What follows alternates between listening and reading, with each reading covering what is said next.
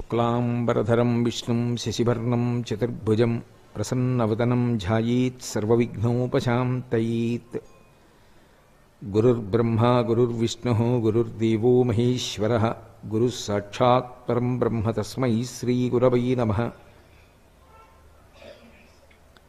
వ్యాసాయ విష్ణురూపాయ వ్యాసరూపాయ విష్ణవే నమో వై బ్రహ్మనిధయే వాసిష్ఠాయ నమో నమః.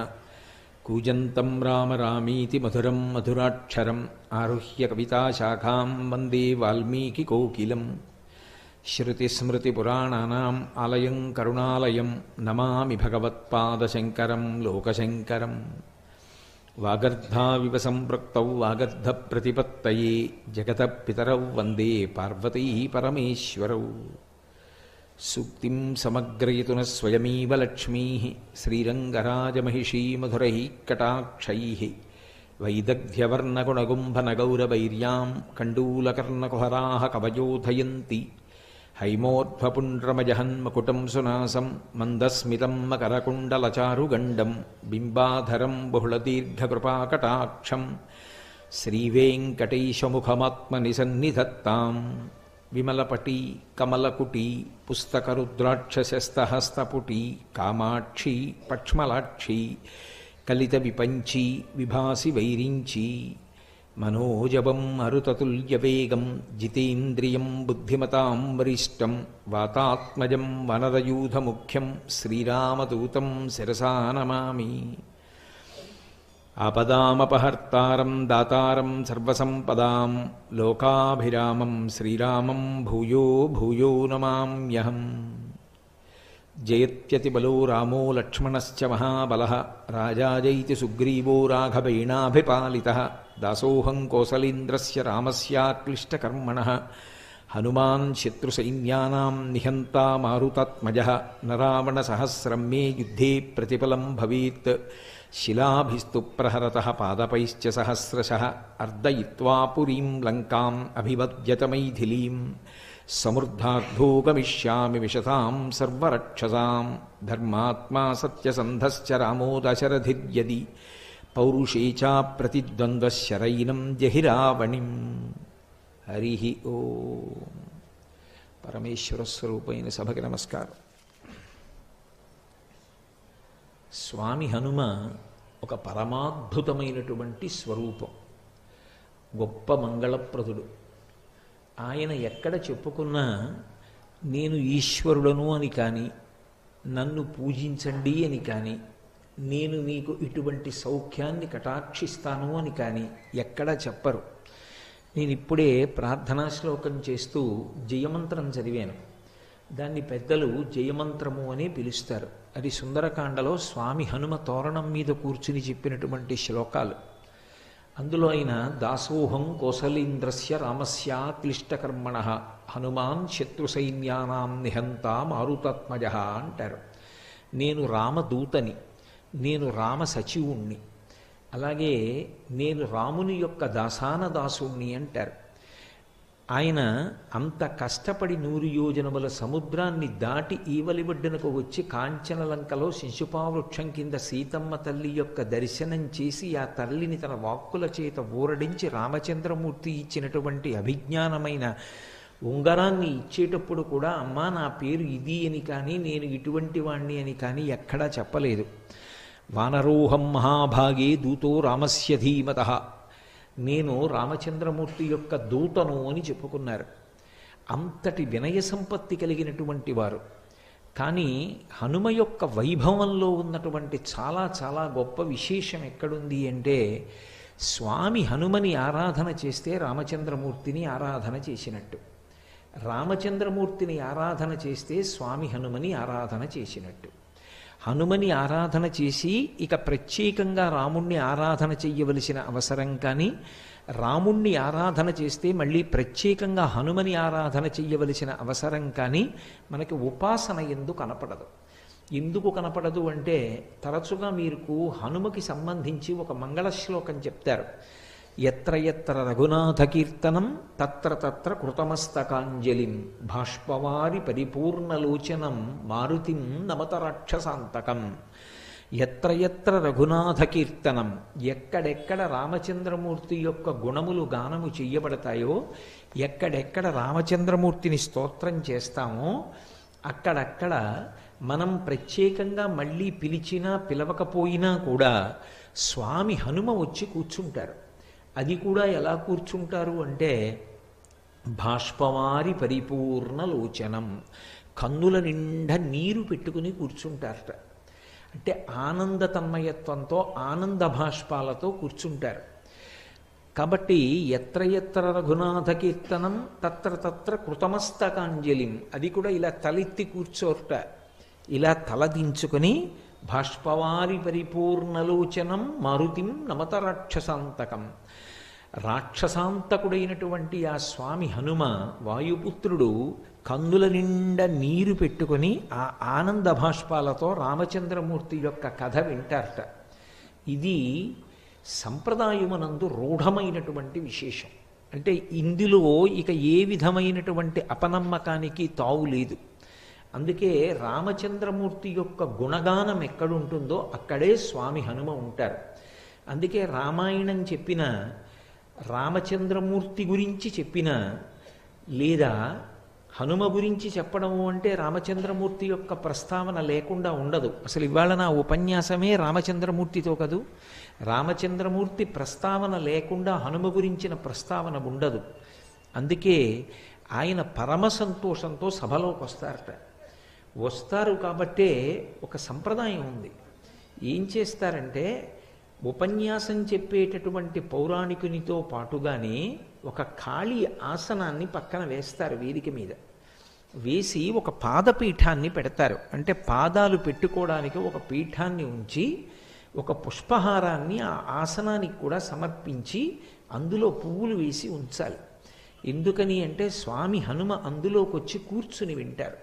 ఒకవేళ మనం అలా పిలవలేదనుకోండి, అప్పుడు ఆయన రావడం మానరు. ఆయన సభలో ఎక్కడో వచ్చి కూర్చుంటారు. అది ఆయన యొక్క పరమ వినయానికి పరాకాష్ఠ.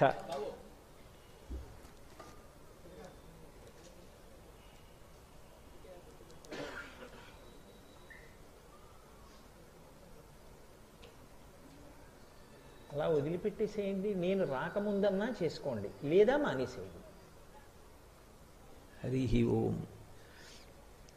కాబట్టి రామచంద్రమూర్తి ఎక్కడ ఉంటారో, రామచంద్రమూర్తి గుణగానం ఎక్కడ జరుగుతుందో అక్కడ స్వామి హనుమ ఉంటారు. అందుకే శృంగగిరి పీఠాధిపత్యం వహించినటువంటి మహాపురుషులు చంద్రశేఖర భారతి మహాస్వామి వారు ఎప్పుడైనా సుందరకాండ పారాయణ చేస్తే తప్పకుండా పక్కన ఒక ఆసనం వేసి పారాయణ చేసేవారు. రాముణ్ణి స్తోత్రం చేస్తే, రామనామం చెప్తే, రాముని యొక్క వైభవాన్ని కీర్తిస్తే చాలు, హనుమ ప్రసన్నులైపోతారు. రెండు, ఆయనకి వరం. ఎక్కడెక్కడ రామ కథ చెప్పబడుతుందో, ఎక్కడెక్కడ రామనామం చెప్పబడుతుందో అక్కడక్కడ ఆయన అనుగ్రహ ప్రదాతయ్యి ఉంటారు. అక్కడక్కడ ఆయన ఉండి వచ్చినటువంటి సభలోని వారందరినీ కూడా అనుగ్రహిస్తారు. అలాగే స్వామి హనుమ గురించి ఎక్కడ ప్రస్తావన చెయ్యబడుతుందో అక్కడ సీతారాములు ఉంటారు.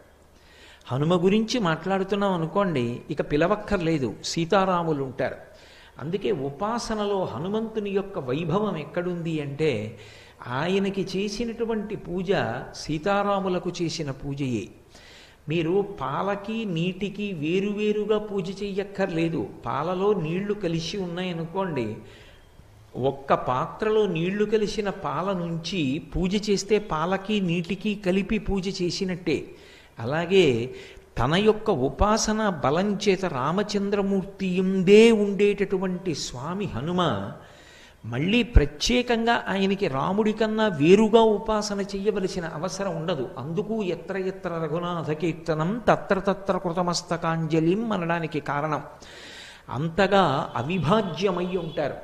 నేను దాసాన దాసుణ్ణి అని చెప్పిన, నేను రామదూతని అని చెప్పిన, నేను సుగ్రీవ సచివుణ్ణి అని ఆయన చెప్పిన, వాయుపుత్రుణ్ణి అని ఆయన చెప్పిన, ఆయన తనంత తానుగా భక్తకోటికంతటికీ కూడా విశేషమైనటువంటి అనుగ్రహాన్ని ప్రసరించగలిగినటువంటి అద్భుతమైనటువంటి స్వరూపం. మీరు జాగ్రత్తగా గమనిస్తే హనుమ యొక్క రూపం వానర రూపం. వానర రూపమైనటువంటి ఆ స్వామిని సుందరాతి సుందరుడు అని పిలుస్తారు. అందుకే ఆయన యొక్క వీర విజృంభణం ఉన్నటువంటి కాండ సుందరకాండ. ఏ కారణం చేత ఆయన సుందరుడు అంటే ఆయనకి ఆయనగా బయట అందంగా ఉండడం కాదు, ఆయన దర్శనం చేసినంత మాత్రం చేత తరువుకొస్తున్నటువంటి ఉపద్రవాలు కూడా తొలగుతాయి. లోకంలో మంగళములకన్నిటికీ కూడా ఆద్యమైనటువంటి మంగళవాక్కు ఏది అని అడిగారు.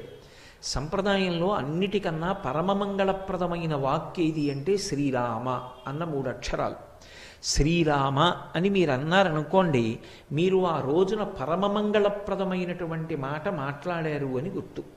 అందుకే ఎన్ని మాటలు శ్రీరామ అంటున్నారో, ఎన్ని మాటలు శ్రీరామనామం వ్రాస్తూ ఉంటారో అన్ని మాటలు ఆ మంగళత్వాన్ని పొందుతూ ఉంటాడు పాపనాశనం జరిగినటువంటి కారణం చేత.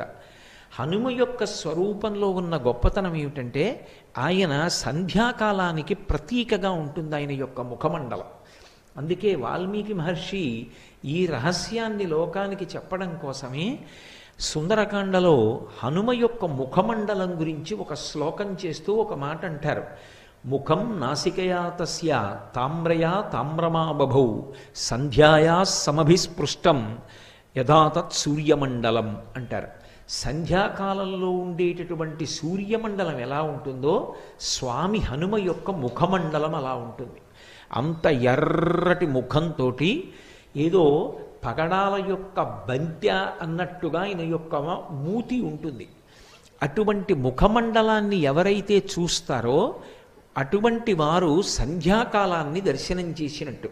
ఈ లోకంలో అతి తేలికగా బాలురా వృద్ధులా, స్త్రీయా పురుషుడా, పండితుడా పామరుడా ఈ వివక్ష లేకుండా ఎవరైనా సరే మంగళాన్ని పొందడానికి మాంసనేత్రంతో దర్శనం చేసి ఈశ్వరుని యొక్క అనుగ్రహాన్ని ప్రోధి చేసుకోవడానికి వీలైనటువంటి దర్శనాలలో అద్భుతమైనటువంటి దర్శనం సంధ్యాకాల దర్శనం. సూర్యోదయ సమయంలో ఉదయిస్తున్నటువంటి సూర్యుని యొక్క కాంతిని చూసిన, అరుణారుణ కాంతులను చూసిన, రథం వస్తున్నప్పుడు ముందు లోపల కూర్చున్న రథి కనపడడు, సారథి కనపడతాడు. అరుణుడు సూర్యరథానికి సారథి. అందుకే అరుణుని యొక్క ఉదయం అరుణోదయం, ఆ ఎర్రటి కాంతులను చిమ్ముతుంది ఆకాశం. సంధ్యాకాలంలో ప్రాతకాలంలో ఒక్కసారి ఆకాశం వంక చూసి ఎవరు నమస్కరిస్తారో వారికి మంగళములు కలుగుతాయి, వారికి అమంగళములు తొలగిపోతాయి. అలాగే స్వామి హనుమ యొక్క ముఖమండలము సంధ్యాకాలమునందు ఆకాశము ఎటువంటి మంగళాన్ని ఇవ్వగలిగినటువంటి శక్తితో దీప్తిని పొంది ఉంటుందో అటువంటి దీప్తిని పొంది హనుమ యొక్క ముఖమండలం ఉంటుంది. అందుకే సంధ్యాయా సమభిస్పృష్టం యథాతత్ సూర్యమండలం. ఆయన ముఖం నాసికయా తస్య తామ్రయా తామ్రమా బభౌ. ఆయన యొక్క ముఖము, ఆయన యొక్క నోరు, ఆయన యొక్క ముక్కు ఎర్రగా పగడాల ముద్దలా ఉంటుంది. అలా ఎర్రగా ఉన్నటువంటి ముఖమండలం వంక ఒక్కసారి మీరు చూసి ఒక్క నమస్కారం చేశారనుకోండి, అది పరమమంగళములను ఇవ్వగలుగుతుంది. 2, హనుమ యొక్క ఉపాసనలో ఉన్నటువంటి అత్యద్భుతమైన విషయం, ప్రతిరోజు హనుమ యొక్క ముఖాన్ని ఎవరు చూస్తారో, ఎవరు ఆయనకి నమస్కారం చేస్తారో అటువంటి వారి యొక్క అజ్ఞానము తొలగిపోతుంది. చాలా తొందరగా వారికి జ్ఞానకటాక్షము కలిగేటటువంటి అదృష్టాన్ని పొందుతారు. ఎందుచేత అంటే ఆయన భర్గస్వరూపుడై ఉంటాడు అని పరాశర సంహితలో ఆయన యొక్క ఉపాసన రహస్యాన్ని చెప్తారు. భర్గుడు అజ్ఞానాన్ని తీసివేయగలిగినటువంటి స్వరూపం. గాయత్రీ మంత్రంలో బీజాక్షరానికి అధిదేవత. అటువంటి భర్గస్వరూపుడైనటువంటి హనుమ యొక్క ముఖాన్ని, ఆయన యొక్క రూపాన్ని ఎవరు చూస్తారో వారికి మంగళములు ఇవ్వబడతాయి. అందున ప్రత్యేకించి హనుమ ఉపాసనకి చాలా విశేషమైన రోజుగా చెప్పబడినది ఏది అంటే, సాధారణంగా ప్రతి వారంలోనూ కూడా మొట్టమొదట గొప్పది శనివారం. శనివారం నాడు స్వామి హనుమ యొక్క ఉపాసనకి అత్యంత ప్రీతిపాత్రమైన రోజు. ఆయన అవతార స్వీకారం చేసింది కూడా స్థిరవారం శనివారం నాడే చేశారు. వైశాఖమాసి కృష్ణాయాం అని ఆయన మందవాసరి దశమ్యాం మందవాసరి దశమి తిథి నాడు శనివారం నాడే ఆయన ఆవిర్భవించారు. శనివారం ఆయన ఉపాసనకి చాలా శ్రేష్టమైనటువంటి రోజు. ఎందుచేత అంటే ఆ రోజు ప్రారంభం శనిహోరతో ప్రారంభమవుతుంది. శనీశ్వర గ్రహాన్ని తన తోకకి చుట్టి ఆయన మీద శని యొక్క ప్రభావం లేకుండా చూసి శిక్షించినటువంటి వారు స్వామి హనుమ. అప్పుడు శరీరము శిథిలమై స్వామి హనుమని ప్రార్థన చేశాడు శనీశ్వరుడు. అయ్యా, నీ చేత నేను ఇప్పటికే చాలా హింసింపబడ్డాను, నన్ను నీ తోక నుంచి విడిపించు, నీకేం కావాలో అడిగాడు. అడిగితే స్వామి హనుమ శనీశ్వరుని నుండి ఒక మాట పుచ్చుకున్నారు. ఎవరు నాకు పరమ భక్తులై ఉంటారో అటువంటి వారి జోలికి నువ్వు వెళ్ళకూడదు. ఒకవేళ జాతకంలో శనీశ్వరుని యొక్క ప్రభావం చాలా విశేషంగా ఉండేటటువంటి వారు కూడా హనుమ యొక్క అనుగ్రహానికి నోచుకున్నవారైతే అటువంటి వారందరికీ కూడా శనీశ్వర గ్రహం యొక్క ప్రభావం విశేషంగా ఉండేటటువంటి అవకాశం ఉండదు. అది హనుమ పుచ్చుకున్నటువంటి మాట. అందుకే హనుమదుపాసన శనివారం నాడు చేస్తే శనీశ్వర గ్రహం ఆనుకూల్యతని పొందుతుంది. పొంది బాధించడం అనేటటువంటిది ఉండదు. రెండవది, మాసములలో మార్గశీర్ష మాసంలో శనివారం నాడు స్వామి హనుమని ఉపాసన చేసినట్లయితే అది చాలా విశేషమైనటువంటి ఉపాసన. మనకి అదృష్టం ఏమిటంటే మనం ఇవాళ మార్గశీర్ష మాసంలో శుక్లపక్షంలో ఇవాల్టి రోజున శనివారం నాటి సాయంకాలమే హనుమ యొక్క వైభవం గురించి ఆయన ప్రాంగణంలోనే కూర్చుని మాట్లాడుకుంటున్నాం. ఇది నిజంగా స్వామి హనుమ యొక్క అనుగ్రహ విశేషం. అంతటి మహానుభావుడైనటువంటి హనుమ 5 అంకె చేత ప్రీతి పొందుతారు. ఒక్కొక్క దేవతకి ఒక్కొక్క లక్షణం ఉంటుంది. మీరు విఘ్నేశ్వరుడి విషయంలో చూస్తే 16 అంకెకి ఒక ప్రీతి. ఆయనకన్నీ 16 కుడుములు, 16 ఉండ్రాళ్ళు, 16 రకాల పత్రులు, 16 రకాల పువ్వులు, 16 రకాలైనటువంటి నైవేద్యాలు, 16 నామాలు. సుముఖశ్చైకదంతశ్చ కపిలో గజకర్ణకః లంబోదరశ్చ వికటో విఘ్నరాజో గణాధిపః ధూమకేతుర్గణాధ్యక్ష ఫాలచంద్రో గజాననః వక్రతుండ శూర్పకర్ణో హిరంబస్కందపూర్వజః షోడశైతాని నామాని యప్పటే శృణుయాదపి విద్యారంభే వివాహే చ ప్రవేశే నిర్గమే తథా సంగ్రామే సర్వకార్యేషు విఘ్నస్తస్య న జాయతే. షోడశైతాని నామాని 16 అంకె మీద విఘ్నేశ్వర తత్వం నడుస్తుంది. ఆయనకి 16 ప్రీతిని కాదు, తత్వం 16 మీద పెడుతుంది. అలాగే పరమశివుని యొక్క తత్వం 8 మీద పెడుతుంది. అందుకే అష్టమూర్తి తత్వము అని పిలుస్తారు.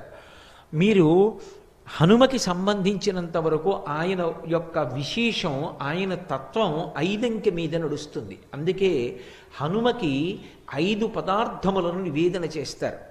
5 రకాలైనటువంటి పత్రముల చేత పూజ చేస్తారు. పంచముఖములతో కూడినటువంటి ఆంజనేయ స్వామి యొక్క ఉపాసనా విధానం ప్రత్యేకంగా ఉంటుంది. ఆయనకు ఒక దీక్ష ఉంది పరాశర సంహితలో, హనుమద్దీక్ష అని దీక్షా స్వీకారం చేస్తారు. చేసినప్పుడు అందులో అతి తక్కువ కాలం దీక్ష 5 రోజులు. 5 అంకె చేత ఆయన తత్వం ప్రకాశిస్తూ ఉంటుంది. హనుమ యొక్క అవతార ఆవిర్భావ సమయంలో లోకానికంతటికీ కూడా సృష్టికర్త అయినటువంటి చతుర్ముఖ బ్రహ్మగారు ఆయన యొక్క వైభవాన్ని కీర్తిస్తూ ఒక మాట అన్నారు. అమిత్రాణం భయకరో మిత్రాణం అభయంకరః అని చెప్పారు. దేవతలందరూ తమ తమ శక్తుల్ని హనుమకి ధారపోశారు. అది కూడా చాలా విశేషంగా. ఎలా? ఏ దేవత యొక్క ఆయుధానికి కూడా హనుమ కట్టుబడరు. ఆయన్ని నిర్జించడం సాధ్యం కాదు. అంతటి మహానుభావుడై, అంతటి బలవంతుడై ఆయన నిలబడితే బ్రహ్మగారు ఆయన్ని కీర్తిస్తూ ఒక మాట అన్నారు. ఇది హనుమత్ తత్వానికి జీవమైనటువంటి మాట. అమిత్రాణం భయకరో మిత్రాణం అభయంకరః. అమిత్రులైనటువంటి వారికి ఆయన పరమ భయంకరుడు. అమిత్రులు అంటే మిత్రులు కానివారు. ఎవరికి మిత్రులు కానివారు? ఎవరో నేను ఒకడిని చూపించి వాడికి నేను మిత్రుణ్ణండి అంటే సరిపోదు. ఎవడు ధర్మానికి మిత్రుడు కాడో, ఎవడు దైవానికి మిత్రుడు కాడో, ఎవడికి వేద ప్రతిపాదితమైనటువంటి వాక్కు యందు విశ్వాసము లేదో, ఎవడు ఈశ్వర ధిక్కారం చేస్తాడో అటువంటి వాడి పట్ల ఆయన ఆగ్రహము వ్యక్తమవుతుంది. ఎవడు ధర్మమునందు అనురక్తి కలిగిన వాడై ఉంటాడో, ఎవడు భగవంతునికి దాసానదాసుడై భక్తుడై ఉంటాడో అటువంటి వాడి పట్ల ఆయన అనుగ్రహ ప్రసరణం జరుగుతుంది. ప్రత్యేకంగా హనుమదుపాసన చెయ్యవలసిన అవసరం లేదు. హనుమని ఉపాసన చేస్తేనే ఆయన అనుగ్రహం కలుగుతుంది అనుకోక్కర్లేదు. ఆయన యొక్క అనుగ్రహ విశేషంలో ఇదొక లక్షణం. అందుకని బ్రహ్మగారు ఆ మాట అన్నారు. ఎవడు ధర్మమునందు అనురక్తి కలిగినవాడో, ఎవడు భక్తి కలిగినవాడో, ఎవడు ఈశ్వరుని యొక్క పాదములను ఉపాసన చేస్తూ ఉంటాడో అటువంటి వాడికి హనుమ యొక్క కటాక్షము ఎప్పుడూ లభిస్తూ ఉంటుంది. అటువంటి వాణ్ణి హనుమ ఎప్పుడూ కాపాడుతుంటారు. అందుకే మీరు ఎప్పుడైనా హనుమ యొక్క విశేషాల్ని పరిశీలించండి, మీకు స్పష్టంగా ఈ విషయాలన్నీ కూడా ద్యోతకమవుతాయి.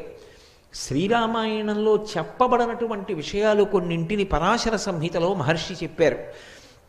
హనుమ ఉపాసనకి సంబంధించినటువంటి విషయములనన్నిటినీ కూడా క్రోడీకరించి ఒక చోట గుదిగుచ్చి మనకి పరిశీలనం చేసుకోవడానికి, అనుష్ఠానం చేసుకోవడానికి అత్యంత వీలైనటువంటి రీతిలో మనకి పరాశర మహర్షి అందించారు. పరాశర సంహిత హనుమకి సంబంధించినటువంటి ఉపాసనా విధానాన్ని, ఆయన యొక్క అనుగ్రహాన్ని, ఆయన యొక్క వైభవాన్ని మనకి విశేషంగా అందజేస్తుంది.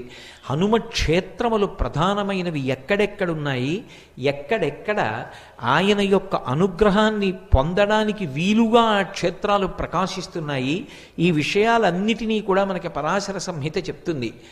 మీరు హనుమ ద్వైభవాన్ని, హనుమకి ధర్మము పట్ల ఉండేటటువంటి అనురక్తిని, ఆయన భక్తుడైనటువంటి వాణ్ణి కాపాడేటటువంటి రీతిని, ఆయనకి ఎదురు నిలబడగలిగినటువంటి వాడు లోకంలో ఎవ్వరూ ఉండడు అనేటటువంటి రూఢమైన సత్యాన్ని ప్రకాశింపచేసేటటువంటి రీతిలో రచింపబడి మనకి అందివ్వబడిన పరాశర సంహితని పరిశీలనం చేస్తే కొన్ని అద్భుతమైనటువంటి విశేషాలు ద్యోతకమవుతాయి. శ్రీరామాయణంలో ప్రస్తావించబడకపోయినప్పటికీ మైరావణోపాఖ్యానము అని ఒక ఉపాఖ్యానాన్ని పరాశర సంహితలో మహర్షి చెప్తారు. రావణాసురుని యొక్క శరీర బంధువు మైరావణుడు. రావణాసురుడు ఎంత ప్రమాదకారియో మైరావణుడు కూడా అంతే ప్రమాదకారి. పైగా విశేషమైనటువంటి మాయాశక్తులను కూడా తీసుకుని ఉన్నవాడు. ఎంతటి మాయకైనా సరే లోకాన్ని వశం చెయ్యగలిగినటువంటి వాడు. అటువంటి వాడు పాతాళంలో ఉన్నటువంటి లంకాపట్టణానికి అధిపతి అయి ఉన్నాడు. ఆ మైరావణునికి ఒక చెల్లెలు ఉండేది, ఆమె పేరు దుర్దండి. ఆ చెల్లెలు దుర్దండికి ఒక కుమారుడు ఉండేవాడు, అతని పేరు కాలమేఘుడు. ఒకప్పుడు దేవర్షి అయినటువంటి నారద మహర్షి లోక సంచారం చేస్తూ పాతాళంలో ఉన్నటువంటి లంకాపట్టణానికి వెళ్ళారు. వెళ్ళి ఆ కాలమేఘుడు అనబడేటటువంటి వ్యక్తిని చూశారు.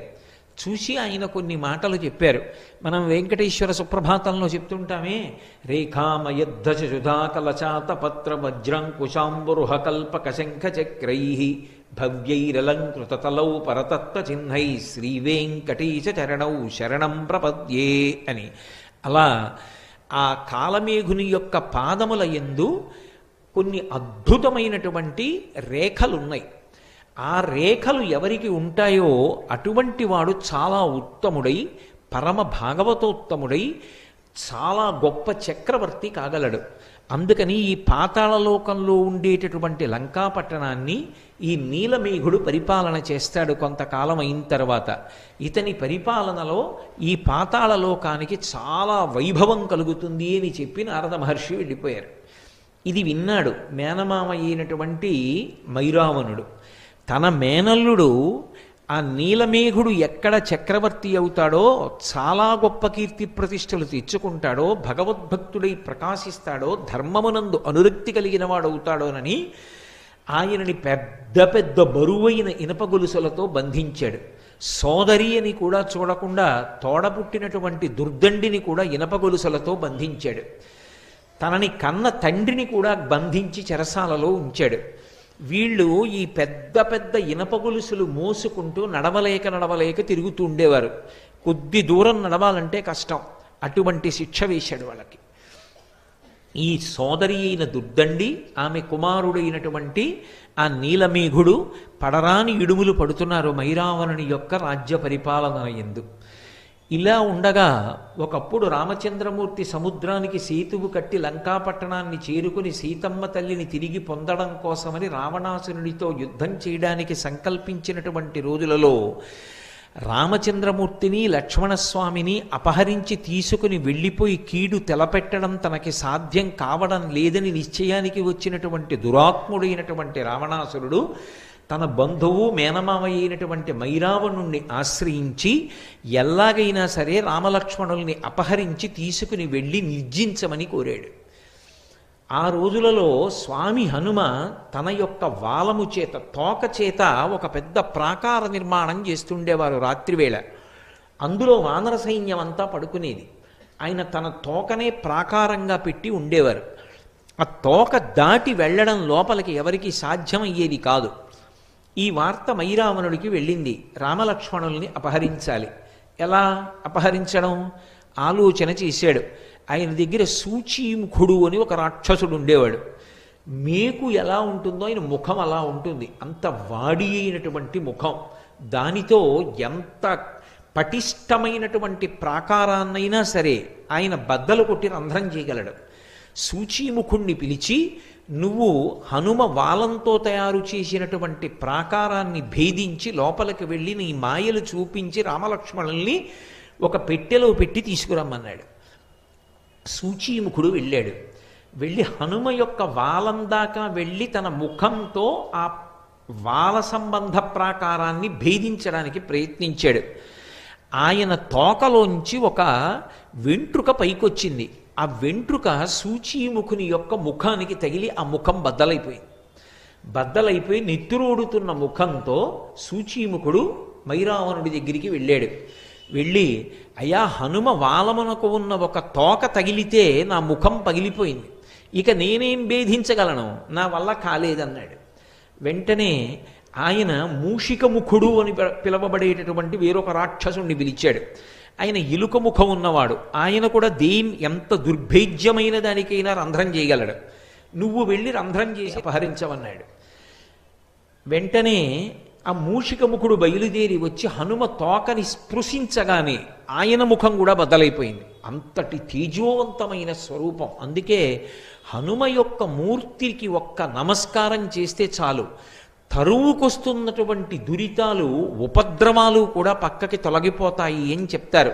మనకి రహదారుల వెంట ఎక్కడ చూసినా పూర్వం పెద్ద పెద్ద హనుమన్ మూర్తిని పెట్టి ఉంచేవారు. ఎందుకంటే అంతంత పెద్ద పెద్ద చెట్లని ఆశ్రయించి ఏ ఉగ్రభూతములుంటాయో ప్రయాణం చేస్తున్న వాళ్ళకి ప్రమాదాలు కలగకూడదని ప్రతి ఊరి వాళ్ళు కూడా ఊరి బయట రహదారి పక్కన హనుమన్మూర్తిని ఉంచి తమ ఊరు దాటి పక్క ఊరు వెళ్లే వరకు ప్రయాణికులకు ఇబ్బంది కలగకుండా క్షేమాన్ని ఆశించి తమ వంతు సహాయంగా హనుమన్మూర్తులను ప్రతిష్ఠ చేస్తూ ఉండేవారు. ఇప్పటికీ మీకు తూర్పుగోదావరి జిల్లా, పశ్చిమ గోదావరి జిల్లాల్లో కాలవ ఒడ్డున వెళ్ళిపోతుంటే ప్రతి ఊళ్ళో మొట్టమొదట స్వామి హనుమ యొక్క మూర్తి దర్శనం అవుతుంది. ఆయన కనపడ్డారు అంటే చాలు మనసుకి ప్రశాంతత. అటువంటి మహాద్భుతమూర్తి అయినటువంటి ఆ స్వామి యొక్క వాలానికి రంధ్రం చేయడానికి ప్రయత్నించాడు మూషికముఖుడు. ఆయన వాలమునకు తన ముఖం తగలగానే మూషికముఖుని యొక్క ముఖం కూడా బ్రద్దలైపోయింది. ఏడుస్తూ నెత్తురు కారుతూ మైరావణుడి దగ్గరికి వెళ్ళాడు. ఆయన వెంటనే పాషాణభేది అన్న పిలవబడేటటువంటి ఇంకొక రాక్షసుణ్ణి పిలిచాడు.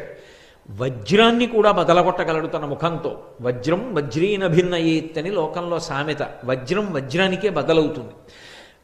అటువంటిది వజ్రాన్ని కూడా భేదించగలిగినటువంటి పాషాణభేది అనేటటువంటి శక్తి కలిగినటువంటి ముఖమున్న రాక్షసుణ్ణి పిలిచి ఆ వాల ప్రాకారానికి రంధ్రం చేసి రామలక్ష్మణుల్ని అపహరించమన్నాడు. ఆయన ప్రయత్నించాడు, విఫలుడైపోయాడు, తిరిగి వచ్చాడు, మైరావణుడికి చెప్పాడు. వేరొక మార్గం లేదు, ఆయన అనుగ్రహిస్తే తప్ప లోపలికి వెళ్ళడం కుదరదు, రామలక్ష్మణుల్ని అపహరించలేం. ఆలోచించి మైరావణుడు విభీషణుడి యొక్క రూపాన్ని పొందాడు. ఎందుకని అంటే వాళ్ళు కామరూపులు, కావలసినటువంటి రూపాన్ని పొందుతారు. విభీషణుడి రూపాన్ని పొంది ఒక పెద్ద పెట్టొకటి చేత్తో పట్టుకొని స్వామి హనుమ పాదముల దగ్గరకు వెళ్ళి నిలబడి పైకి చూసి హనుమకి నమస్కారం చేసి, హే హనుమ, మీరు ఇక్కడ కాపలా ఉండబట్టి ఆ వాలప్రాకారంలో రామలక్ష్మణులు ఇద్దరూ హాయిగా నిద్రపోతున్నారు. కానీ పగలు చేసినటువంటి యుద్ధంలో వాళ్ళ శరీరానికి కలిగినటువంటి గాయములకు ఉపశాంతి కలగాలని ఓషధుల్ని తీసుకొచ్చాను. లోపలికి వెళ్ళి రామలక్ష్మణుల దర్శనం చేసి వాళ్ళు క్షేమంగానే ఉన్నారు అన్నది రూఢం చేసుకుని ఈ ఓషధులు ఇచ్చి వస్తాను, కొద్దిగా చోటు ఇవ్వవలసింది అని అడిగాడు. విభీషణుడు వచ్చాడు అన్న ఆలోచనతో రామలక్ష్మణుల యొక్క క్షేమాన్ని అపేక్షించేటటువంటి లక్షణమున్న హనుమ తన తొడల సందులో కొద్దిగా చోటు ఇచ్చారు. ఆ తొడల సందులోంచి వెళ్ళిపోయాడు లోపలికి మైరావణుడు. వెళ్ళి తను తెచ్చినటువంటి ఓషధుల్ని పిండితే ఏ నిద్రపోతున్న వ్యక్తి అయినా మూర్ఛలోకి వెళ్ళిపోతారు. అటువంటి ఓషధుల్ని పిండాడు. రామలక్ష్మణులు ఇద్దరూ మూర్ఛలోకి వెళ్ళిపోయారు. ఇద్దరినీ పెట్టెలో పెట్టుకుని మూత వేసి మళ్ళీ బయటికి వచ్చేసాడు. లోపలికెళ్ళి చూశాను, రామలక్ష్మణులు నిద్రపోతున్నారు. రాత్రివేళ రాక్షసులు సంచరించేటటువంటి సమయం. రాక్షసులు మహామాయావులు. హనుమ తస్మాత్ జాగ్రత్త జాగ్రత్త అని చెప్పి తాను పాతాళలోకంలో ఉన్న లంకాపట్టణానికి రామలక్ష్మణుల్ని తీసుకుని వెళ్ళిపోయాడు. తీసుకుని వెళ్ళి ఆ పెట్టె మూత తీసి చూశాడు. తాను పిండిన ఓషధుల యొక్క శక్తి చేత రామలక్ష్మణులు ఇద్దరూ మూర్ఛలో ఉన్నారు. తన చెల్లెలు దుర్దండిని పిలిచాడు. వీళ్ళిద్దరినీ ఇప్పుడు మహానది దగ్గర గొప్ప ఉత్సవం జరుగుతోంది. ఆ ఉత్సవానికి తీసుకెళ్ళి వీళ్ళని బలిస్తాను. బలిచ్చే ముందు ఈ నరులిద్దరికీ స్నానం జరగాలి.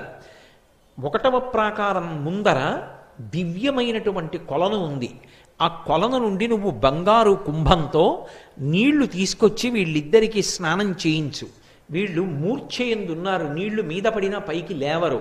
నేను అటువంటి ఓషధులు పిండాను కాబట్టి నువ్వు నీళ్లు పోయి వీళ్ళని మహానదీ తీరానికి తీసుకెళ్ళి బలిస్తానన్నాడు. ఆమె సంకెళ్ళు వేయబడి ఉంది.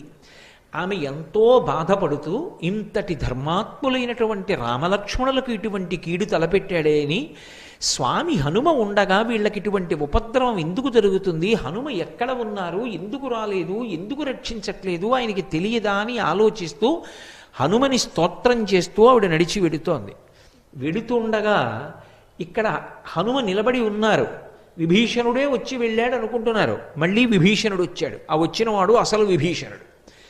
వచ్చి హనుమ, బాగా చీకటి పడింది, రాక్షసులు తిరిగేటటువంటి సమయం, మాయావులు, తస్మాత్ జాగ్రత్త సుమా, లోపల ఉన్న రామలక్ష్మణుల్ని ఒక్కసారి దర్శనం చేసి వస్తాను, క్షేమంగా ఉన్నారో లేదో, నా ఆరాటం నాదన్నాడు.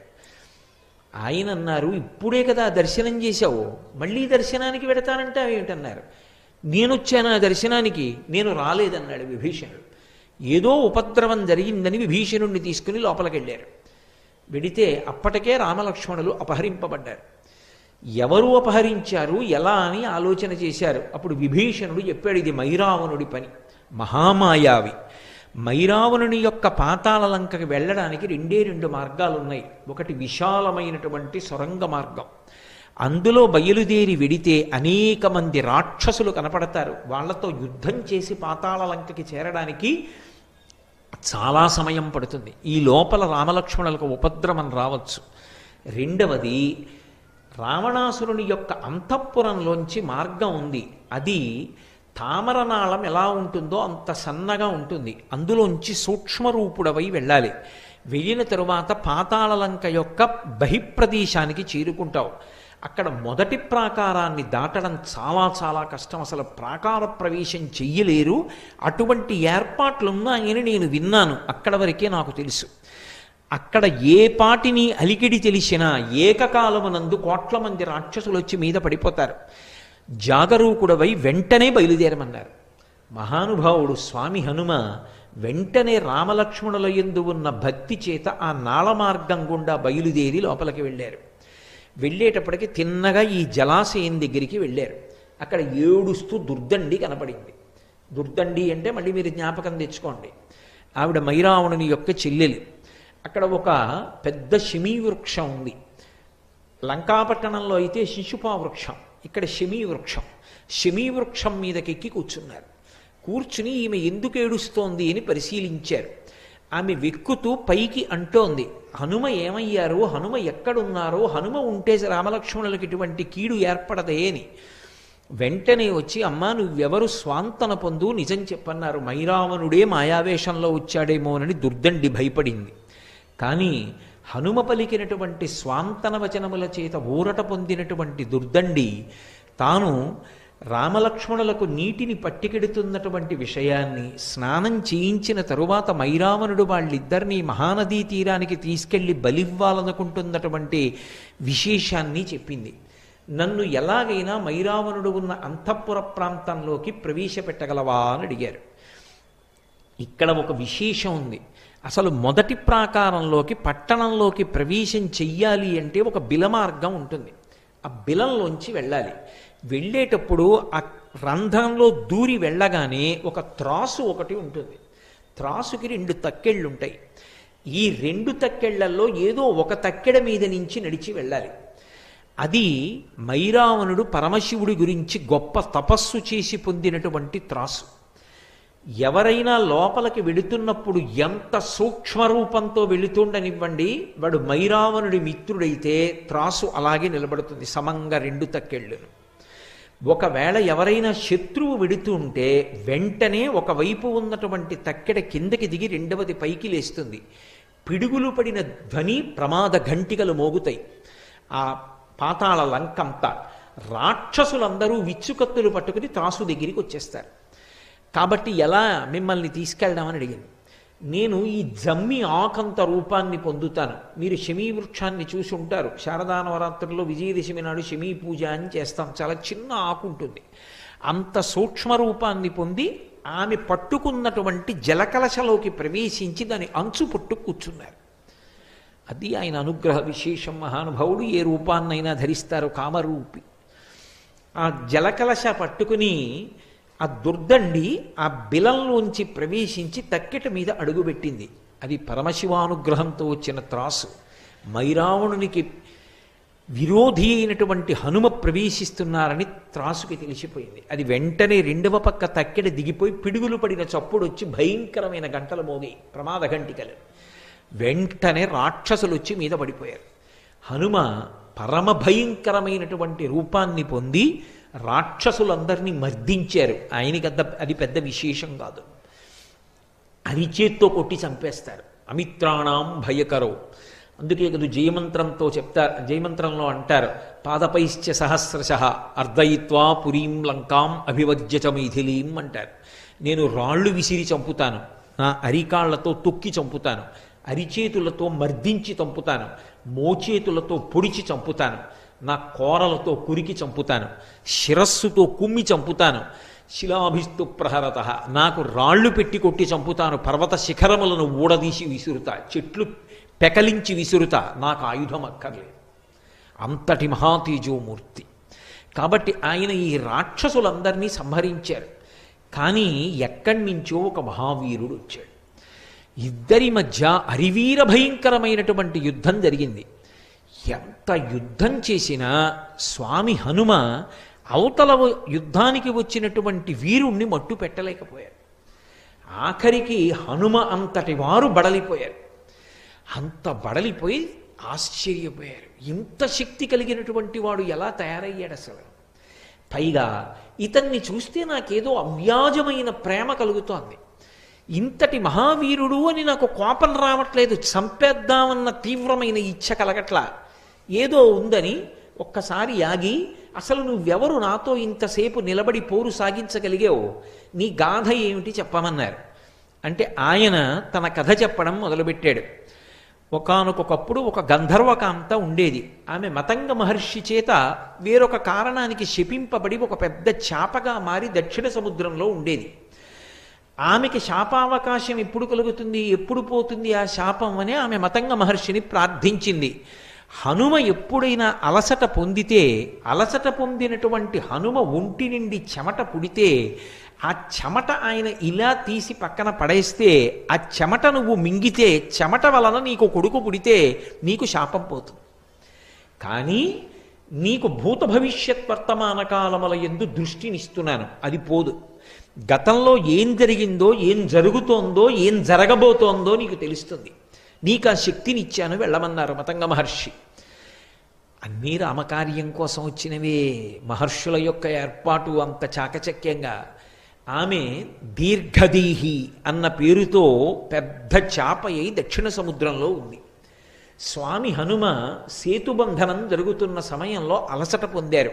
పెద్ద పెద్ద బండరాళ్ళు తెచ్చి సముద్రంలో వేస్తున్నారు. చెమట పట్టదండి మరి. చెమట పట్టి ఆయన నుదుటికి ఉన్న చెమటని ఇలా తీసి ఇలా అన్నారు. ఇలా అన్నప్పుడు దులపబడినటువంటి ఆ చెమట బిందువుల్ని దీర్ఘదేహి అయినటువంటి గంధర్వకాంత చాప రూపంలో ఉన్నది పెద్ద నోరు తెరిచి పట్టుకుని గుటుక్కుని మింగింది. అది మహర్షి యొక్క మాట. అది ఉత్తినే పోవడానికి వీల్లేదు. అలా పుడతారా అండి అంటే అది సామాన్య విశేషం. యోగి నోటి వెంట వచ్చిన మాట అబద్ధం అవడానికి వీల్లేదు. అది సత్యమై తీరాలి. ఈశ్వరుడు సత్యం చేస్తాడు. అందువల్ల ఆమె గర్భిణి అయింది. లోపల పిల్లవాడు పెరిగాడు. ఆ పిల్లవాడు పుట్టిన తర్వాత ఆమెకి శాప విమోచనం అయిపోయింది. ఆమె ఆ పిల్లవాడికి మత్స్యవల్లభుడు అని పేరు పెట్టింది. నాయనా, నువ్వు హనుమ యొక్క కుమారుడివి, నేను గంధర్వకాంతని. శాపం చేత ఇలా వచ్చాను. నువ్వు పరమ దుర్మార్గుడైనటువంటి మైరావణుణ్ణి సేవిస్తూ ఉండు. దానివలన నీకు ఒక ప్రయోజనం కలుగుతుంది. నీ తండ్రి దర్శనమవుతుంది. ఒకానొక నాడు నీ తండ్రికి ఉపకారం చెయ్యగలుగుతావు. ఆయన అత్యంత ఒత్తిడిలో వస్తాడు. వచ్చినప్పుడు నువ్వు ఉపకారం చేస్తావు. అక్కడ ఉండమంది. అందుకని నా పేరు మత్స్యవల్లభుడు, నేను హనుమ యొక్క కుమారుణ్ణి. అందుకని నన్ను మట్టు పెట్టడం అంత తేలిక కాదు. మా తండ్రి గారి యొక్క వైభవం నాది. హనుమ చూసి పరమ సంతోషంతో వెళ్ళి పుత్రగాత్ర పరిష్వంగం కొడుకుని కౌగలించుకుని మురిసిపోయి, నాయనా, నిన్ను చూస్తే ఎంతో ముచ్చటగా ఉంది. నేనే హనుమని, నువ్వు నా కుమారుడవు. నీ యందు అపారమైన ప్రీతి పొందాను అంటే తండ్రి కాళ్ళ మీద పడి నమస్కారం చేసి, నాన్నగారు నేను మీకు ఎలా ఉపయోగపడగలనని అడిగాడు. మైరావణుని యొక్క అంతఃపురాన్ని చూపించమన్నారు. అంతఃపురాన్ని చూపించాడు. ఇక నువ్వు వెళ్ళిపోమ్మని ఆ మైరావణుడితో యుద్ధం చేసి స్వామి హనుమ ఆ మైరావణుణ్ణి మట్టు పెట్టారు. మట్టు పెట్టడం అంత తేలికగా ఏమైపోలేదు. ఎందుకంటే ఇద్దరి మధ్య ప్రచండమైన యుద్ధం జరిగింది. ఆయన తన దంతములతో మైరావణుడి యొక్క కంఠాన్ని కొరికేసి గోళ్లతో శరీరాన్ని ఖండములుగా చీల్చి పక్కన పారేసినా మళ్ళీ వాడు వచ్చి యుద్ధం చేసేవాడు. అసలు ఎలా మరణిస్తాడు ఈ మైరావణుడు? ఏం చేసినా మళ్ళీ బ్రతుకుతున్నాడు. తెల్లబోయారు హనుమ. అప్పుడు దుర్దండి చెప్పింది, శరీరాన్ని ఎంత హింస పెట్టినా మరణించాడు. ఆయన మరణించాలి అంటే ఒకే ఒక్క కారణానికి మరణిస్తాడు. అదిగో మీరు యుద్ధం చేస్తున్న చోట మధ్యలో ఒక రాయి ఉంది. ఆ రాతిని హనుమ మీరు మీ కాలుతో తన్నండి. ఆ కింద చిన్న బిలం ఉంది. ఆ బిలంలోంచి 5 తుమ్మెదలు పైకొస్తాయి. ఇతని పంచప్రాణాలు తుమ్మెదల్లో ఉన్నాయి. అవి ఎగురుతున్నంత కాలం ఇతను మరణించడు. ఆ 5 తుమ్మెదల్ని మీ పాదంతో నొక్కేయండి. నొక్కేస్తే ఇతని పంచప్రాణములు పోయి శరీరాన్ని విడిచిపెట్టేస్తాడు. వెంటనే ఏడ్చాడు మైరావణుడు. చెల్లెలా, నా తోడబుట్టిన దానివి, నా ప్రాణాలు ఎక్కడున్నాయో చెప్పేస్తావా హనుమకని. ఇవి నువ్వు ధర్మం తప్పలా? ధర్మాత్ముడు భక్తితత్పరుడు అయి ఈ రాజ్యమును పరిపాలించవలసినటువంటి నా కుమారుణ్ణి తీసుకెళ్ళి నిష్కారణంగా నిర్బంధించి, నన్ను నిర్బంధించి నువ్వు రాజ్య పరిపాలన చేస్తూ ఇవాళ మమ్మల్ని ఇంత కష్టపెట్టినటువంటి వాడివి, నువ్వు మరణించవలసినటువంటి అవసరం కూడా ఉంది. అందుకే నీ ప్రాణములు ఎక్కడున్నాయో చెప్పానంది. ఇక తను మరణిస్తానని తెలిసిపోయింది మైరావణుడికి. ఆ కాలితో అక్కడ ఉన్న రాతిని తన్నారు స్వామి హనుమ. ఆ బిలంలోంచి 5 తుమ్మెదలు పైకొచ్చాయి. వెంటనే తన పాదంతో 5టిని నలిపేశారు. పంచప్రాణములు పోయిన కారణం చేత విగత జీవుడై ఆ మైరావణుడు నేల మీద పడిపోయాడు. పడిపోయిన తరువాత అప్పుడు అక్కడ ఉన్నటువంటి ఆ నీలమేఘుడికి, దుర్దండి యొక్క కుమారుడికి పాతాళలంక పట్టాభిషేకం చేసి రామలక్ష్మణులిద్దరినీ కూడా తీసుకుని మళ్ళీ లంకాపట్టణానికి చేరుకున్నారు. చేరుకున్న కారణం చేత రామరావణ యుద్ధమై చిట్ట చివర రావణాసురుడు మడిసిపోయాడు. అదిగో మైరావణుణ్ణి మర్దించి పరమ సంతోషంగా, నేను రామకార్యాన్ని చెయ్యగలిగాను, నా వల్ల ఒక చిన్న పొరపాటు జరిగింది, విభీషణుడు అనుకుని మైరావణుణ్ణి లోపలికి పంపాను. రామలక్ష్మణుల్ని అపహరించాడు. మళ్ళీ నేను ఆ దోషం దిద్దుకుని రామలక్ష్మణుల్ని రక్షించగలిగాను అన్న పరమ సంతోషంతో ఉన్నటువంటి రూపాన్ని ఆయన పాతాళ భేదనం చేసి పైకొచ్చి వెలిసినటువంటి మూర్తియే నైమిషారణ్యంలో ఉన్నటువంటి హనుమ. హనుమాన్ గాడి అని చెప్పి క్షేత్రం ఉన్నదే, అక్కడ ఉన్న స్వయంభూమూర్తి పెద్ద హనుమ ఉంటారు. ఆ హనుమ స్వయంగా మైరావణుణ్ణి మర్దించి పైకొచ్చినటువంటి స్వామి.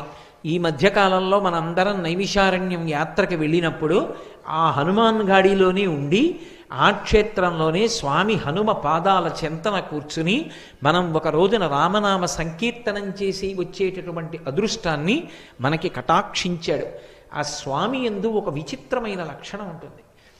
మూర్తిని ఇలా ముట్టుకుంటే, ఒక్కసారి ఇలా కళ్ళు మూసుకుని ముట్టుకుంటే నిజంగా ఎవరినో మనిషిని ముట్టుకున్నట్టే ఉంటుంది. కానీ అలా అంగీకరించారు, అలా ఏం ముట్టుకోనివ్వరు. అది దేవస్థానానికి సంబంధించిన వాళ్ళే ప్రతిరోజు సింధూరాన్ని అలదుతారు. మరి ఎందుకు పిలిచారో నాకు తెలియదు, కానీ అది స్వామి అనుగ్రహ విశేషమో ఏమో. నేను అక్కడ కూర్చుని ఉండగా అకస్మాత్తుగా నన్ను పిలిచి సింధూర పాత్ర ఇచ్చి, మీరు కూడా ఇవాళ స్వామికి సింధూరం రాయండి అన్నారు. ఆ రోజున హనుమాన్ గాడిలో స్వామి శరీరానికి సింధూరం రాస్తూ ఉంటే నేను అనుభవించినటువంటి ఆ స్పర్శ సుఖం నా జీవితంలో నేను ఎన్నడూ మరిచిపోలేనటువంటి అనుభూతి. అంత అద్భుతమూర్తి, అంతటి మంగళప్రదుడు. హనుమ యొక్క క్షేత్రాలలో తప్పకుండా దర్శనం చెయ్యవలసిన క్షేత్రాలు 13 చెప్తారు. 13లో ఒక మహాద్భుత క్షేత్రం నైమిషారణ్యంలో ఉన్నటువంటి స్వామి హనుమ. అంత గొప్ప క్షేత్రంలో మనం ఆ స్వామిని దర్శించి అక్కడ రామనామ గానం చేసి రాగలగడం ఆ రామచంద్రమూర్తి యొక్క, సీతమ్మ యొక్క, స్వామి హనుమ యొక్క నిర్హేతుక కృపా కటాక్ష వీక్షణం. కాబట్టి హనుమ ఎక్కడ ధర్మతత్పరులైన వారు ఉంటారో అక్కడక్కడ ఆయన అనుగ్రహ ప్రచోదనం ఉంటుంది. దుర్దండి ప్రార్థన చేసిందని వెళ్ళారా? దుర్దండి యొక్క కుమారుడైనటువంటి ఆ నీలమేఘుడు ప్రార్థన చేశాడని వెళ్ళారా? మైరావణుడు రామలక్ష్మణుల్ని అపహరించడం యథార్థానికి వాళ్ళు రక్షింపబడడానికి హనుమ అక్కడికి వెళ్ళి మైరావణుణ్ణి మర్దించాలి.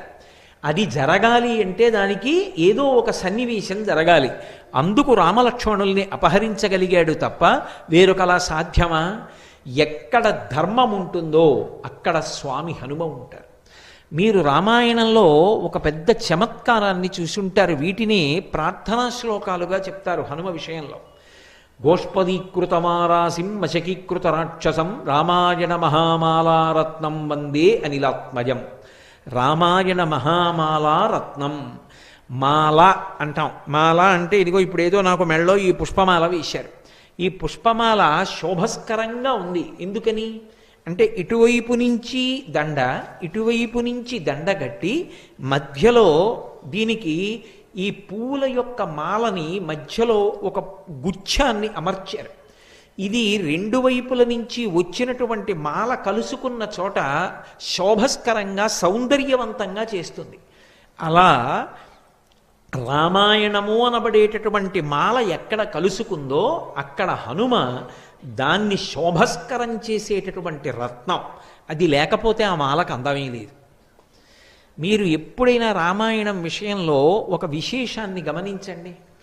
మహాత్ములు అని రామాయణంలో కీర్తింపబడడం సాధారణంగా ఎక్కడ అన్వయం అయిపోతుందంటే సీతారాములిద్దరికీ కూడా సంబంధించిన వారై సీతారాముల యొక్క హృదయాన్ని చూరగొన్నవారై సీతారాములు ఇద్దరి యొక్క బాహ్యంలో రామాయణంలో నరులుగా వచ్చారు కాబట్టి వాళ్ళ కష్టాన్ని తీర్చడంలోనో వాళ్ళిద్దరినీ కలపడంలోనో వాళ్ళిద్దరికీ మనశ్శాంతిని ఇవ్వడంలోనో ఎవరు రామాయణంలో ప్రధానమైనటువంటి స్థితిలో నిలబడ్డారో వాళ్ళు మహాత్ములుగా రామాయణంలో కీర్తింపబడతారు. మీరు గమనించండి, మొట్టమొదటి వ్యక్తి విశ్వామిత్రుడు. విశ్వామిత్రుడు శ్రీరామాయణంలో బాలకాండ ఒక్క దాంట్లోనే కనపడతారు. ఒక్క బాలకాండలోనే కనపడినప్పటికీ విశ్వామిత్రుడు అసలు సీతారాములు ఇద్దరినీ కలిపాడు. సీతా కళ్యాణం చేసినదెవరు అంటే విశ్వామిత్రుడే. విశ్వామిత్రుడే రామలక్ష్మణులిద్దరినీ కూడా మిథిలా నగరానికి తీసుకెళ్ళాడు, శివధనుర్భంగం చేయించాడు. విశ్వామిత్రుడి కారణంగానే సీతమ్మ రాముడి పక్కకెళ్ళింది, రాముడు సీతమ్మ పక్కకు వచ్చాడు. సీతారామ కళ్యాణం జరగడానికి కారకుడైన వాడు బ్రహ్మర్షి విశ్వామిత్రుడు. ఆ విశ్వామిత్రుడు రామాయణంలో మహాత్ముడై శాశ్వతమైనటువంటి కీర్తి గణించుకున్నాడు. రెండవ వారు సీతారాములు ఎడబాటు పొందినప్పుడు మళ్ళీ సీతమ్మ తల్లి యొక్క క్షేమవార్త తెచ్చి రామచంద్రమూర్తికి చెప్పి, రామచంద్రమూర్తి యొక్క క్షేమవార్త సీతమ్మ తల్లికి చెప్పి, సీతారాముల యొక్క మనశ్శాంతికి కారకుడై మళ్ళీ సీతారాములు కలుసుకోవడానికి ప్రధానమైన వ్యక్తిగా శోభించినటువంటి వారు స్వామి హనుమ. అందుకే ఎప్పటికీ హనుమ మహాత్ముడుగా జగద్రక్షకుడుగా నిలబడిపోయారు. మూడవ వారు వాల్మీకి మహర్షి. వాల్మీకి మహర్షి శ్రీరామాయణ రచన అంతా చేయడం ఒకెత్తు, రామాయణంలో ఆయన కూడా ఒక వ్యక్తి, పాత్ర అనకూడదు. పాత్ర అంటే కాల్పనిక సాహిత్యం అయితే, అది ఏదో కల్పించి రచించిన గ్రంథం అయితే, అందులో కల్పించి కూర్చబడినటువంటి ఒక వ్యక్తిని పాత్ర అంటారు. అది ఊహచేత నిర్మింపబడింది తప్ప నిజంగా ఉన్నాడని కాదు. కానీ శ్రీరామాయణంలో వాల్మీకి మహర్షి వ్యక్తి, పాత్ర కారు, ఊహాజనితం కాదు. యథార్థంగా వాల్మీకి మహర్షి రామాయణంలో ఒక వ్యక్తిగా ప్రవర్తించారు.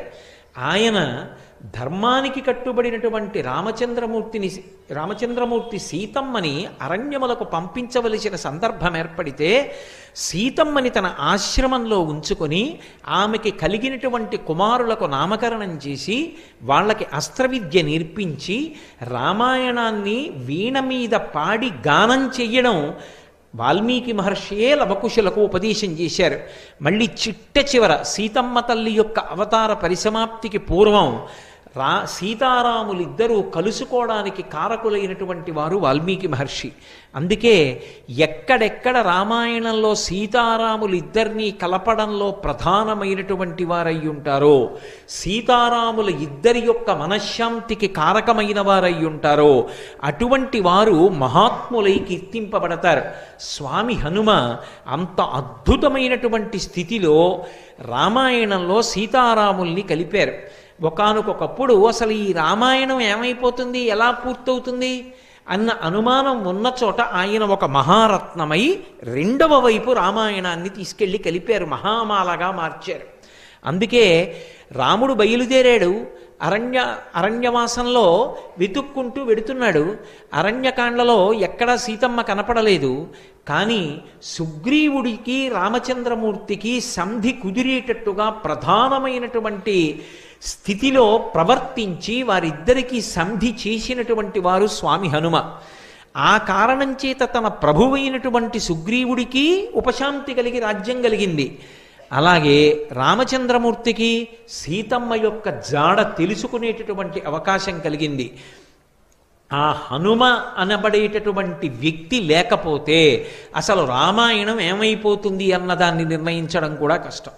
అందుకే రామాయణ మహామాలారత్నం వందే అనిలాత్మజం.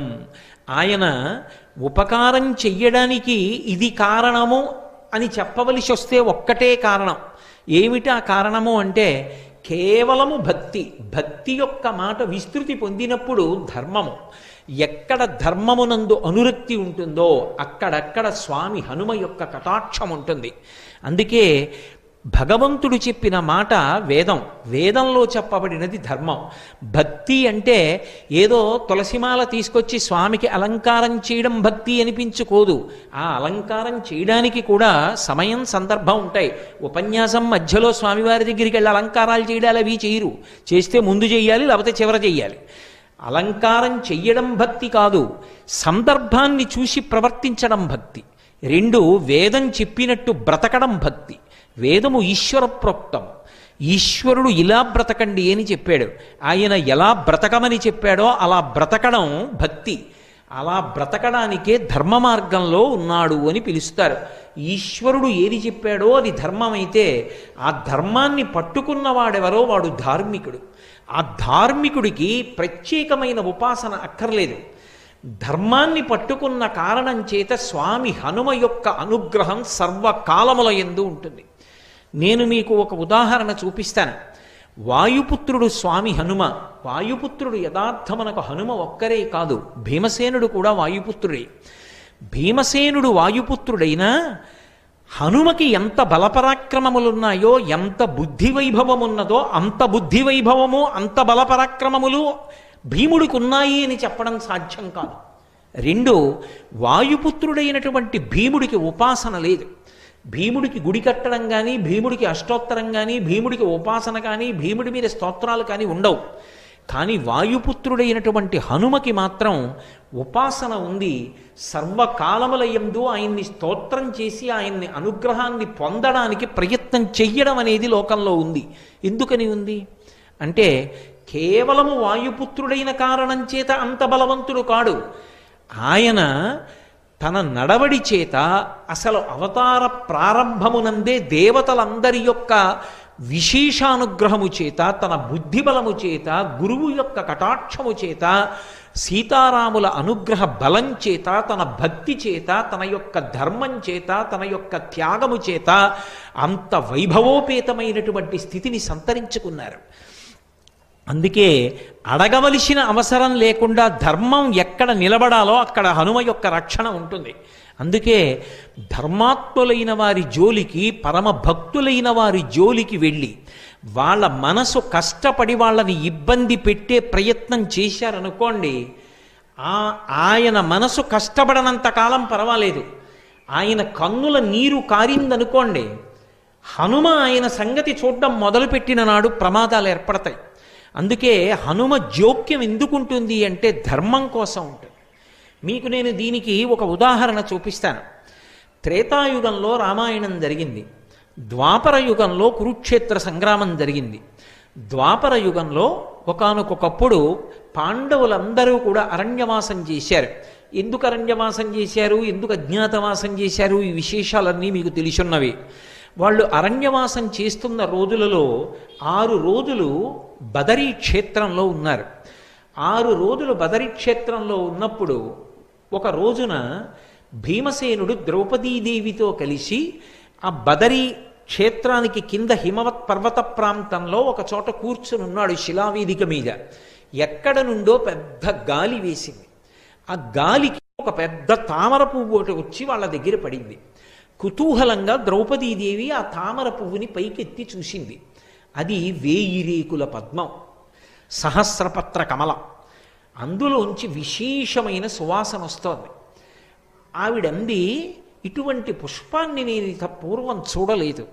ఎంత అద్భుతంగా ఉంది ఈ పువ్వు, ఎంత సౌకుమార్యంతో ఉంది, ఎంత గొప్ప సువాసనలు గుబాళిస్తోంది. ఇటువంటి పువ్వులు మరికొన్ని పువ్వులుంటే నేను సంతోషిస్తాను. ఇటువంటి పువ్వులు మరికొన్ని నా కొరకు తెచ్చిపెట్టగలరా అని భీమసేనుణ్ణి అడిగింది. ఏదైనా సాధించడం అంటే మహాసంతోషం భీముడికి. ఆయన ఆ 1000 రేకుల తామర ఎటువైపు నుంచి వచ్చి పడిందో, ఆ గాలి ఎటువైపు నుంచి వచ్చిందో దానికి అభిముఖంగా ప్రయాణం మొదలుపెట్టాడు. ఆ హిమవత్ పర్వత శృంగముల మీద ప్రయాణం చేస్తున్నాడు. కనపట్ట జంతువుల్ని తన చేతులతో మర్దిస్తున్నాడు. మంచి చల్లటి నీరు కలిగినటువంటి ఒక సరోవరం కనపడింది. అందులో దిగాడు, స్నానం చేశాడు. కనబడ్డ తీయటి పళ్ళన్నీ తింటున్నాడు. నడిచి వెడుతున్నాడు. ఆ వెడుతున్నప్పుడు కిన్నెరకాంతలు మొదలైనటువంటి వాళ్ళు ప్రచ్ఛన్న రూపాలతో గుహల్లో దాక్కుని భీమసేనుని యొక్క పౌరుష పరాక్రమాల్ని, ఆయన యొక్క అద్భుతమైనటువంటి ఆ శరీరాన్ని చూసి ఆశ్చర్యపోతున్నారు. ఆ స్నానం చేసి బయలుదేరి వెడుతున్నటువంటి భీముడికి ఆ ప్రకృతి, ఆ వాతావరణం పులకింపచేసి లోపల కలిగినటువంటి సంతోషాన్ని పట్టలేక తన శంఖాన్ని తీసి పెద్దగా పూరించి సింహనాదం ఒకటి చేశాడు. చేసేటప్పటికీ అక్కడ ఉన్నటువంటి ప్రాణుల గుండెలు బద్దలైపోయాయి, నెత్తురు కక్కుకున్నాయి. భీమసేనుడి శంఖనాదం, ఆయన సింహనాదం అంటే అలా ఉంటాయి. అదే సమయంలో అక్కడ గంధమాదన పర్వతం ఉంది. ఇప్పటికీ మీరు బదరీ వెడుతుంటే చెప్తారు, ఇదే గంధమాదన పర్వతం అని చెప్తారు. ఇప్పటికీ స్వామి హనుమ ఆ గంధమాదన పర్వతం మీదే ఉంటారు అని చెప్తారు పెద్దలు. పరాశర సంహిత కూడా అదే విషయాన్ని ధృవీకరించింది. మహాభారతం కూడా ఆరణ్యపర్వం అదే విషయాన్ని ధృవీకరించింది.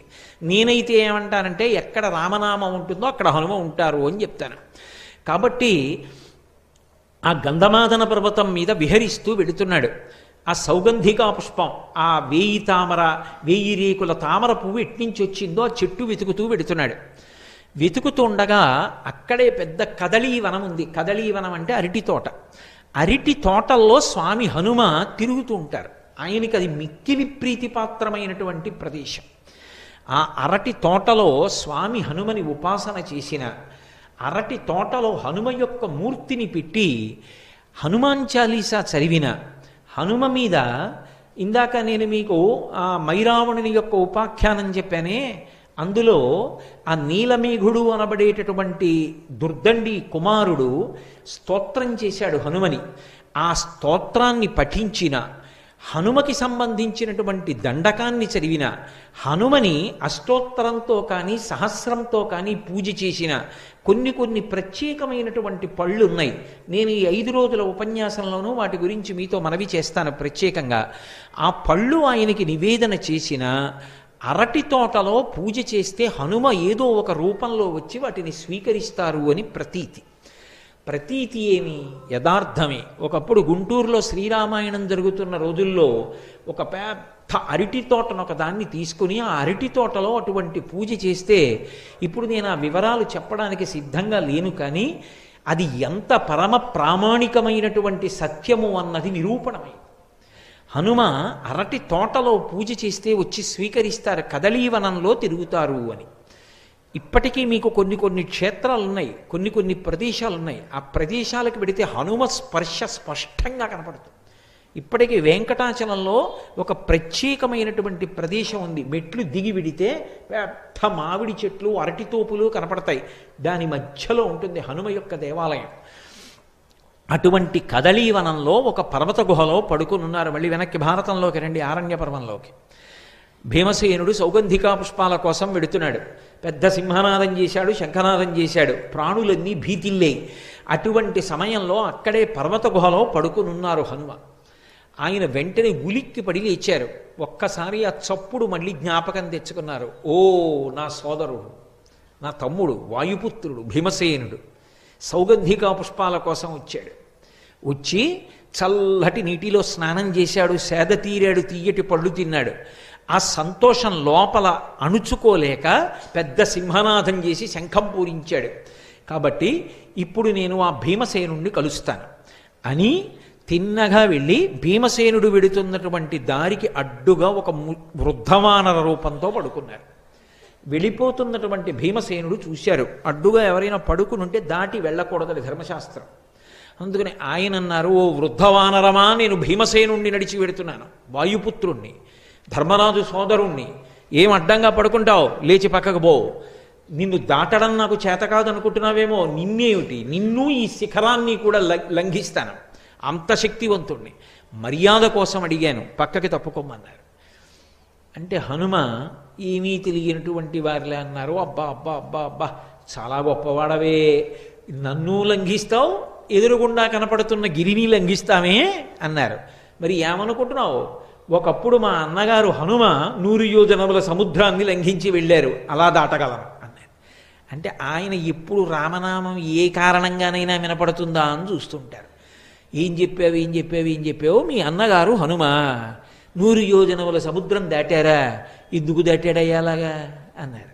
అంటే మళ్ళీ రామకథ అంతా చెప్పారు ఒకసారి.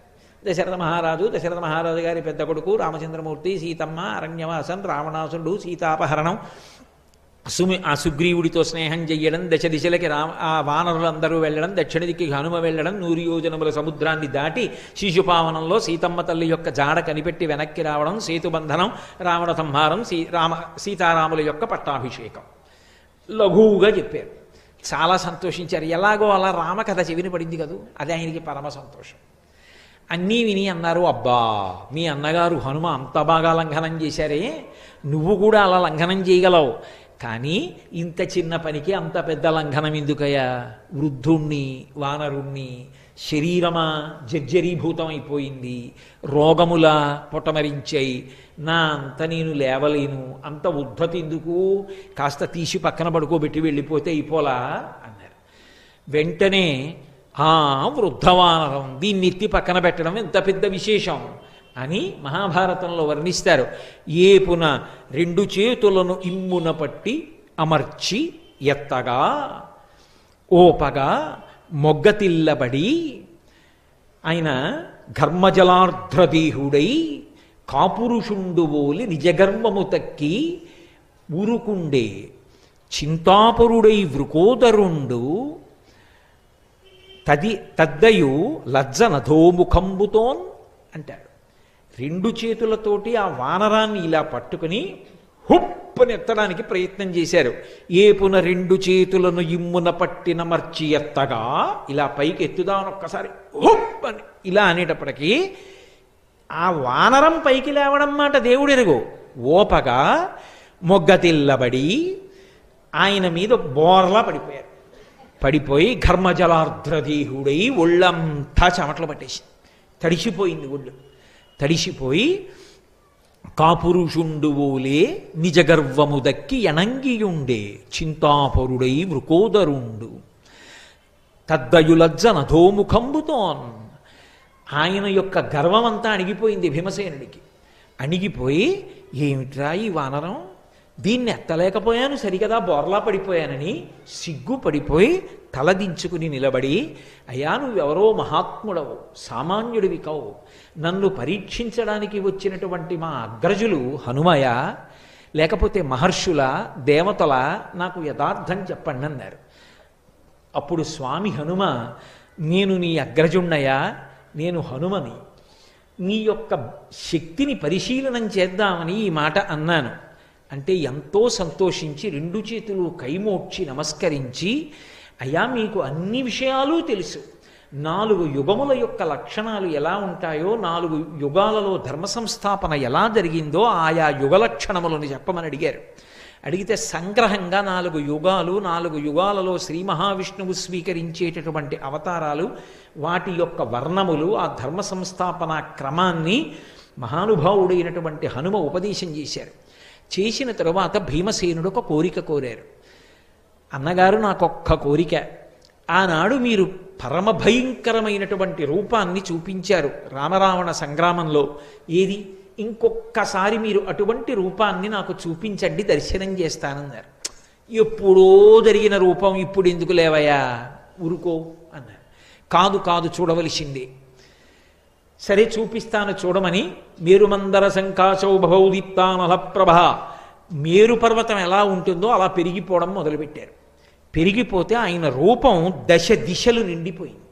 నిండిపోతే ఇంతటి ధైర్యశాలి అయినటువంటి భీముడు గజ గజ ఉనికిపోయాడు ఆ రూపాన్ని చూసి.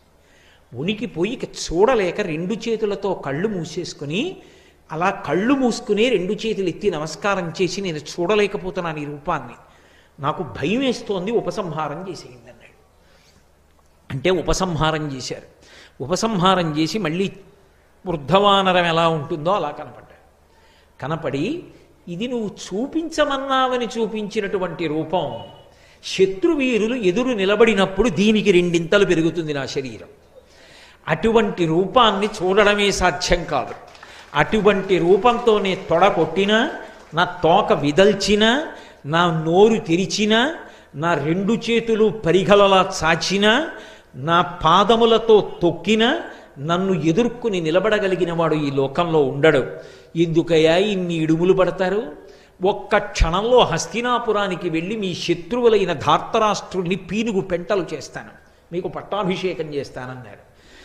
మేము పౌరుష పరాక్రమాలు ఉన్నవాళ్ళమే, మీ అండదండలుండగా మాకేమి లోటు స్వామి హనుమ, మీరు మాకు అన్నగారు కాబట్టి మీ ఆశీర్వచనం చాలు, మేము మా పరాక్రమంతో శత్రువుల్ని సంహరించి రాజ్యాన్ని చేపడతాం, మీ ఆశీర్వచనం మాకు ఉంచండి అన్నారు. చాలా సంతోషించారు. మీ పౌరుష పరాక్రమాలు ఏమిటో చూడాలని నాకు కోరికగా ఉంది మీరు శత్రువుల్ని సంహరిస్తున్నటువంటి వేళలో, కాబట్టి కురుక్షేత్ర సంగ్రామం ప్రారంభం అవుతున్నప్పుడు ఒక్కసారి నన్ను స్మరించండి, నేను మీలో ప్రధాన వీరుడైనటువంటి అర్జునుడి యొక్క రథ పతాకం మీదకి వచ్చి కూర్చుంటాను. కూర్చుని మీరు చేసేటటువంటి యుద్ధాన్నంతటినీ పరిశీలిస్తానన్నారు. హనుమ మంగళప్రదుడు. హనుమ ఎక్కడ ఉంటారో అక్కడ మంగళం జరుగుతుంది. హనుమ ఎక్కడ ఉంటారో అక్కడ శుభం జరుగుతుంది. హనుమ ఎక్కడ ఉంటారో అక్కడ ఈశ్వరుడి యొక్క కృప ఉంటుంది.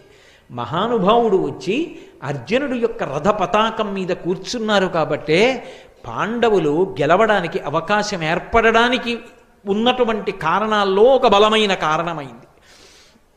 అంతటి మహానుభావుడు. భీమసేనుడు అడిగాడా, అయ్యా మీరు వచ్చి మా తమ్ముడు అర్జునుడి యొక్క రథ పతాకం మీద వేయించేసి ఉండండి అని అడగలేదు.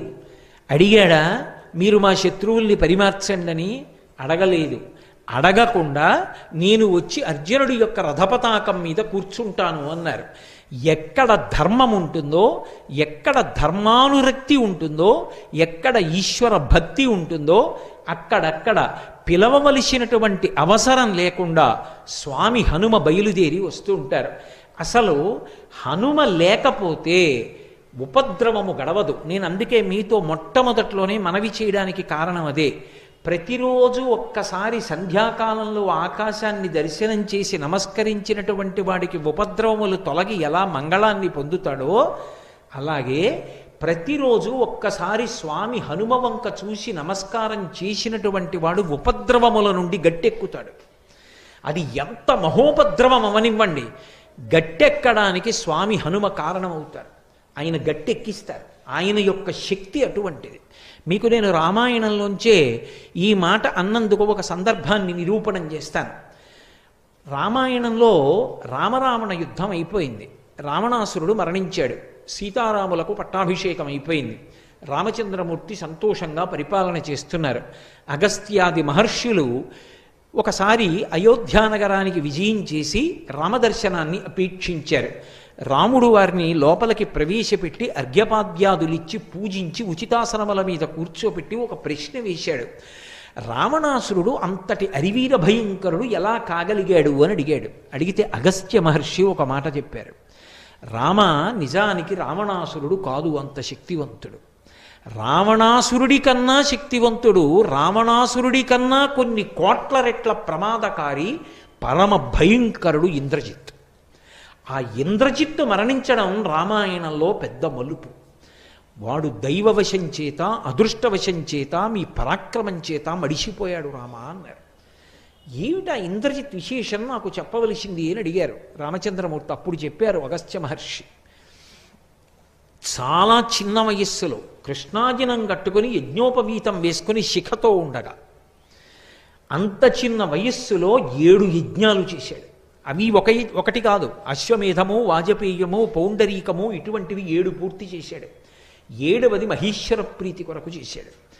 7 యజ్ఞములు అనితర సాధ్యమైన రీతిలో పూర్తి చేసి అంత బంగారం దానం చేశాడు.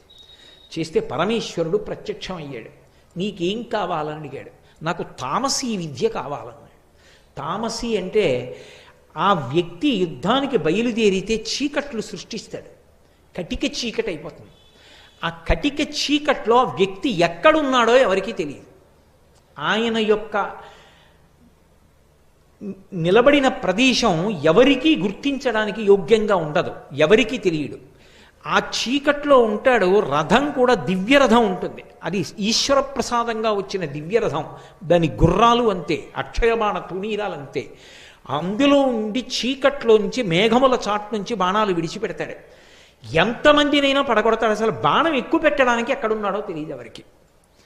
అటువంటి గుర్రాన్ని, అటువంటి గుర్రాల్ని, అటువంటి రథాన్ని, అటువంటి అక్షయబాణ తూణీరాల్ని, తామసీ విద్యని పొందాడు. పొంది రావణాసురుని యొక్క ఆశీర్వచనాన్ని పొందాడు. ఒకప్పుడు రావణాసురుడు స్వర్గలోకం మీదకి దండయాత్ర చేసి దేవేంద్రుడితో యుద్ధం చేశాడు. దేవేంద్రుణ్ణి ఇంకా గెలవలేదు, కానీ బడలిపోయాడు. ఆ బడలిపోయి ఉన్నప్పుడు బయలుదేరి వచ్చాడు ఇంద్రజిత్తు. తనకున్నటువంటి తామసీ విద్యని ఆవిష్కరించాడు. వెంటనే ఇంద్రుణ్ణి బంధీకృతుణ్ణి చేశాడు. రథంలో పెట్టుకుని రావణుడి దగ్గరికి వచ్చారు. నాన్నగారు, యుద్ధం అయిపోయింది, ఇంద్రుణ్ణి బంధించేశాను, పదండి అంతఃపురానికి అన్నాడు. తెల్లబోయాడు రావణాసురుడు. ఇంతటి అరివీర భయంకరుణ్ణి, ఇంతటి తపశ్శాలిని మీరు ఓడించలేదు. వీడు గెలిచేశాడు ఇంద్రజిత్ ఆ ఇంద్రుడిని బంధించి లంకాపురానికి తీసుకొచ్చి అంతఃపురంలో కారాగారంలో ఉంచాడు. ఇప్పుడు పులస్త్య బ్రహ్మ, చతుర్ముఖ బ్రహ్మ ఇద్దరూ బయలుదేరి వచ్చారు. ఇంద్రుణ్ణి బంధించడం మర్యాద కాదయా, విడిచిపెట్టు. కానీ ఇంద్రుణ్ణి గెలిచిన వాడివి కాబట్టి ఇక నుంచి నిన్ను మేఘనాథుడని పిలవరు, ఇంద్రజిత్ అని పిలుస్తారు. ఆయన అన్నాడు, ఇంద్రుణ్ణి విడిచిపెడతాను, కానీ నాకు మరణం లేకుండా వరమిమ్మన్నాడు. అసలే అంత భయంకరమైనటువంటి తామసీ విద్య చేతిలో ఉన్నవాడు, ఈశ్వరానుగ్రహ సంపన్నుడు, ధర్మమును విడిచిపెట్టినవాడు, ఏ ప్రమాదం తెస్తాడోనని బ్రహ్మగారు అన్నారు. అలా చిరంజీవిత్వాన్ని ఇవ్వడం కుదరదు.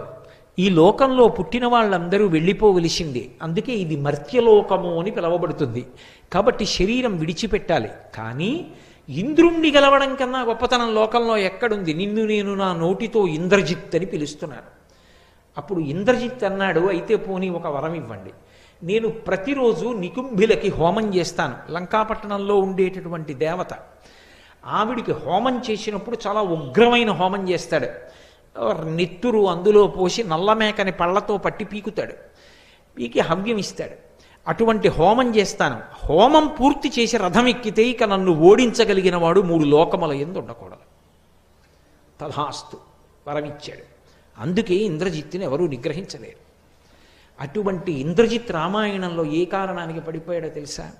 అసలు మీరు యుద్ధకాండ చదివితే రామాయణం ఇంతకుముందు ఎప్పుడూ చదవలేదు, ఇదే మొట్టమొదటిసారి. అసలు రామకథ ఏమిటో తెలియదు అనుకోండి, ఉద్విగ్నతతో వెంట్రుకలు నిక్కపొడుచుకుంటే అసలు ఏమవుతుందని. రామరావణ యుద్ధం కన్నా ఇంద్రజిత్ యుద్ధం అలా ఉంటుంది యథార్థానికి. వాడు బ్రహ్మాస్త్రం వేసి బంధించాడు రామలక్ష్మణులను. ఒకసారి మాయాసీతని తీసుకొచ్చాడు రథంలో. హనుమ అంతటి వారు నమ్మేశారు నిజంగా సీతని. ఎందుకంటే అశోకవనంలో హనుమ దర్శనం చేసినప్పుడు కృషీభూతయ్యి సీతమ్మ ఎలా ఉంటుందో అటువంటి సీతమ్మని మాయాసీతని సృష్టించాడు. సృష్టించి ఆవిడ్ని కర్ర పెట్టి కొడుతూ తీసుకొచ్చాడు. ఆవిడ అరుస్తుంటే ఆ బాధ చూసి యుద్ధం చేస్తున్న వానరులందరూ తెల్లబోయి ఆగిపోయారు. హనుమ అంతటి వారు దుర్మార్గుడా, కులకాంతని కొడుతున్నావు, నాశనం అయిపోతావురా అన్నారు. కొట్టడం ఏమిటి? ఈమె కొరకు కదా మీరు యుద్ధానికి వచ్చారు, ఈమె మీకు దక్కకుండా చేస్తానని ఖడ్గం తీసి కంఠం నరికించాడు. సీతమ్మ మరణించిందనుకున్నారు. అనుకుని రామలక్ష్మణులు అంతటి వాళ్ళు మూర్చిపోయారు. లక్ష్మణస్వామి తెలివి పొంది రామచంద్రమూర్తిని ఊరడించాడు. ఇంకేమి రామాయణం అసలు. వానరులందరూ దిక్కులు పట్టి పారిపోయారు.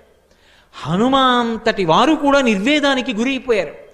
అప్పుడు అదృష్టవశాత్తు విభీషణుడు వచ్చాడు. వాడు మాయావి, రాక్షసుడు. వాడు సీతమ్మని చంపుతాడా? అంత కామమున్న రావణుడు సీతమ్మని సంహరిస్తే ఒప్పుకుంటాడా? ఒక్కనాటికి ఒప్పుకోడు. ఆమె మాయాసీత. తన మాయాశక్తుల చేత సృజించాడు సీతమ్మని. మీ అందరినీ మానసిక దౌర్బల్యానికి గురి చేశాడు. వాడు ఇప్పుడు హోమం చేయడానికి వెడతాడు. నికుంభలా దేవాలయంలో ఉంటాడు. వాడు హోమం చేయడం పూర్తయిపోయిందా, ఇక వాడిని ఎవరూ పట్టుకోలేరు. వాడు యుద్ధానికి వచ్చేశాడా, మొత్తం వానర సైన్యాన్ని సంహరిస్తాడు. ఆ హోమం పూర్తవ్వకుండా మనం వెళ్ళాలి. హనుమ, లక్ష్మణ బయలుదేరండి అన్నారు. వెంటనే లక్ష్మణస్వామి, హనుమ బయలుదేరారు. ఆ నికుంభలా దేవాలయంలో కూర్చున్నాడు. బయటంతా రాక్షసుల్ని కాపు పెట్టాడు. భయంకరమైనటువంటి హోమం చేస్తున్నాడు. హోమం పూర్తయి పీఠమించి లేచాడా, మళ్ళీ ఒక ప్రత్యేక రథం హోమగుండంలోంచి వస్తుంది. అది ఎక్కుతాడు. ఎక్కితే ఇక కనపడ్డా. తామసీ విద్యని ఉపాసన చేసి అక్కడి నుంచి అస్త్రప్రయోగం చేస్తాడు. కాబట్టి ఇప్పుడు పీటల మించి లేచిపోవాలి. బ్రహ్మగారికి మాట ఇచ్చాడు, ఏ రోజునైనా హోమం చేస్తుండగా పూర్తి చెయ్యకుండా పీటల మించి లేచిపోతే ఆ రోజున నేను మరణిస్తానన్నాడు. ఇంద్రజిత్ చచ్చిపోతే తప్ప ఆ యుద్ధం గెలవడం సాధ్యం కాదు. పడిపోవాలి ఇంద్రజిత్. అలా పడిపోవాలంటే పీటల మించి లేచిపోవాలి. పీటల మించి లేచిపోవాలంటే ఎలా? మహానుభావుడు స్వామి హనుమకి సాధ్యమైంది. అక్కడ ఉన్న వానర వీరులందరినీ మర్దించేశారు. అక్కడ ఉన్న రాక్షస వీరుల్ని మర్దించేశారు పట్టుకుని. ఆ చుట్టుపక్కల కాపలా ఉన్న వాళ్ళు పెద్ద పెద్ద కేకలు పెట్టారు.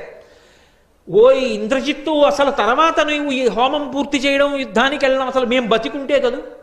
ఓ పక్క నుంచి మమ్మల్ని అందరినీ చంపేస్తున్నాడు ఈ హనుమ, ఈయన వచ్చి నీ మీద పడిపోతాడు, లే రా రక్షించు రక్షించు అని అరిచారు. తన వారన్న వారందరూ చేస్తున్నటువంటి ఆ హాహాకారాలు, ఆ కేకలు విని తట్టుకోలేకపోయాడు ఇంద్రజిత్. తట్టుకోలేక చేస్తున్న హోమాన్ని మధ్యలో విడిచిపెట్టి పీఠమించి లేచిపోయి రథం ఎక్కాడు. ఇదే అదును సంహరించి ఇవ్వాలన్నాడు విభీషణుడు లక్ష్మణస్వామిని. స్వామి హనుమ రోజున అలా బుద్ధితో యుక్తి పన్ని ఉండకపోతే, అంత బలంతో రాక్షసుల్ని మర్దించి ఉండకపోతే అసలు లేస్తాడా పీటల మించి ఇంద్రజిత్? లేవకపోతే ఇంద్రజిత్తుని సంహారం చేయడం కుదురుతుందా? ఆ రోజు వాడు హోమం పూర్తి చేస్తే ఏమయ్యేదో రామాయణం. హోమం పూర్తి చేయకుండా రథం ఎక్కి యుద్ధానికి వచ్చాడు. యుద్ధానికి వస్తే ఇద్దరి మధ్య భయంకరమైన యుద్ధం జరుగుతోంది. లక్ష్మణస్వామి నేల మీద ఉన్నారు, వాడు రథం మీద ఉన్నాడు, అది దివ్యరథం.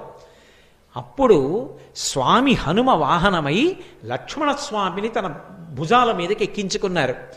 ఎక్కించుకున్న నాడు ఆ హనుమని బాణములు పెట్టి కొడితే పూచిన మోదుగు చెట్టులా అయ్యారు. అయినా సరే రామకార్యం కోసం, రాముడి కోసం, ధర్మం కోసం, తనని నమ్ముకున్న వానరుల కోసం, తన ప్రభు అయిన సుగ్రీవుడి కోసం లక్ష్మణస్వామిని వహించారు. భయంకరమైనటువంటి యుద్ధం ఇద్దరికీ మధ్య జరిగింది. అంత భయంకరమైనటువంటి యుద్ధం జరిగితే ఆ యుద్ధంలో చిట్ట చివరికి రౌద్రాస్త్రాన్ని ప్రయోగించాడు. రథాన్ని పడగొట్టాడు, సారథిని పడగొట్టాడు. చిట్ట చివరికి ఇంద్రజిత్తు ఇవన్నీ పోయినా సరే చేతిలో ఖడ్గాన్ని పట్టుకొని వేరొక ధనస్సు తీసుకుని లక్ష్మణస్వామి మీదకి యుద్ధానికి వచ్చాడు. ఐంద్రాస్త్రాన్ని ప్రయోగించి రామాయణానికి మూలమంత్రం అంటారు. ధర్మాత్మ సత్యసంధశ్చ రామో దాశరథిర్యది పౌరుషీచా ప్రతిద్వంద్వశరైనం జహిరావణిం. ఈ మాటలు చెప్పి రావణుని యొక్క కుమారుడైన ఈ ఇంద్రజిత్తు మరణించుగాక అని బాణప్రయోగం చేస్తే అప్పుడు ఇంద్రజిత్తు యొక్క శిరస్సు ఛేదింపబడింది. స్వామి హనుమ లేకపోతే అసలు ఆ ఇంద్రజిత్తు సంహారం చెయ్యడం అనేటటువంటిది అంత తేలికగా జరిగి ఉండేదా అనే ఆలోచన చేస్తే అసలు అది అంత తేలికగా జరిగేటటువంటి కార్యం కానే కాదు. మహానుభావుడైనటువంటి హనుమ ఆర్తత్రాణపరాయణుడై ఎక్కడ ఎవరు ఎలుగెత్తి హనుమాని పిలవనివ్వండి, పరమ సంతోషంతో పరుగు పరుగున వచ్చి కాపాడతారు. ఆయన్ని పిలవక్కర్లేదు, ఆయన పేరు పెట్టి రామనామం చెప్తే చాలు పరమ ప్రసన్నుడైపోతారు.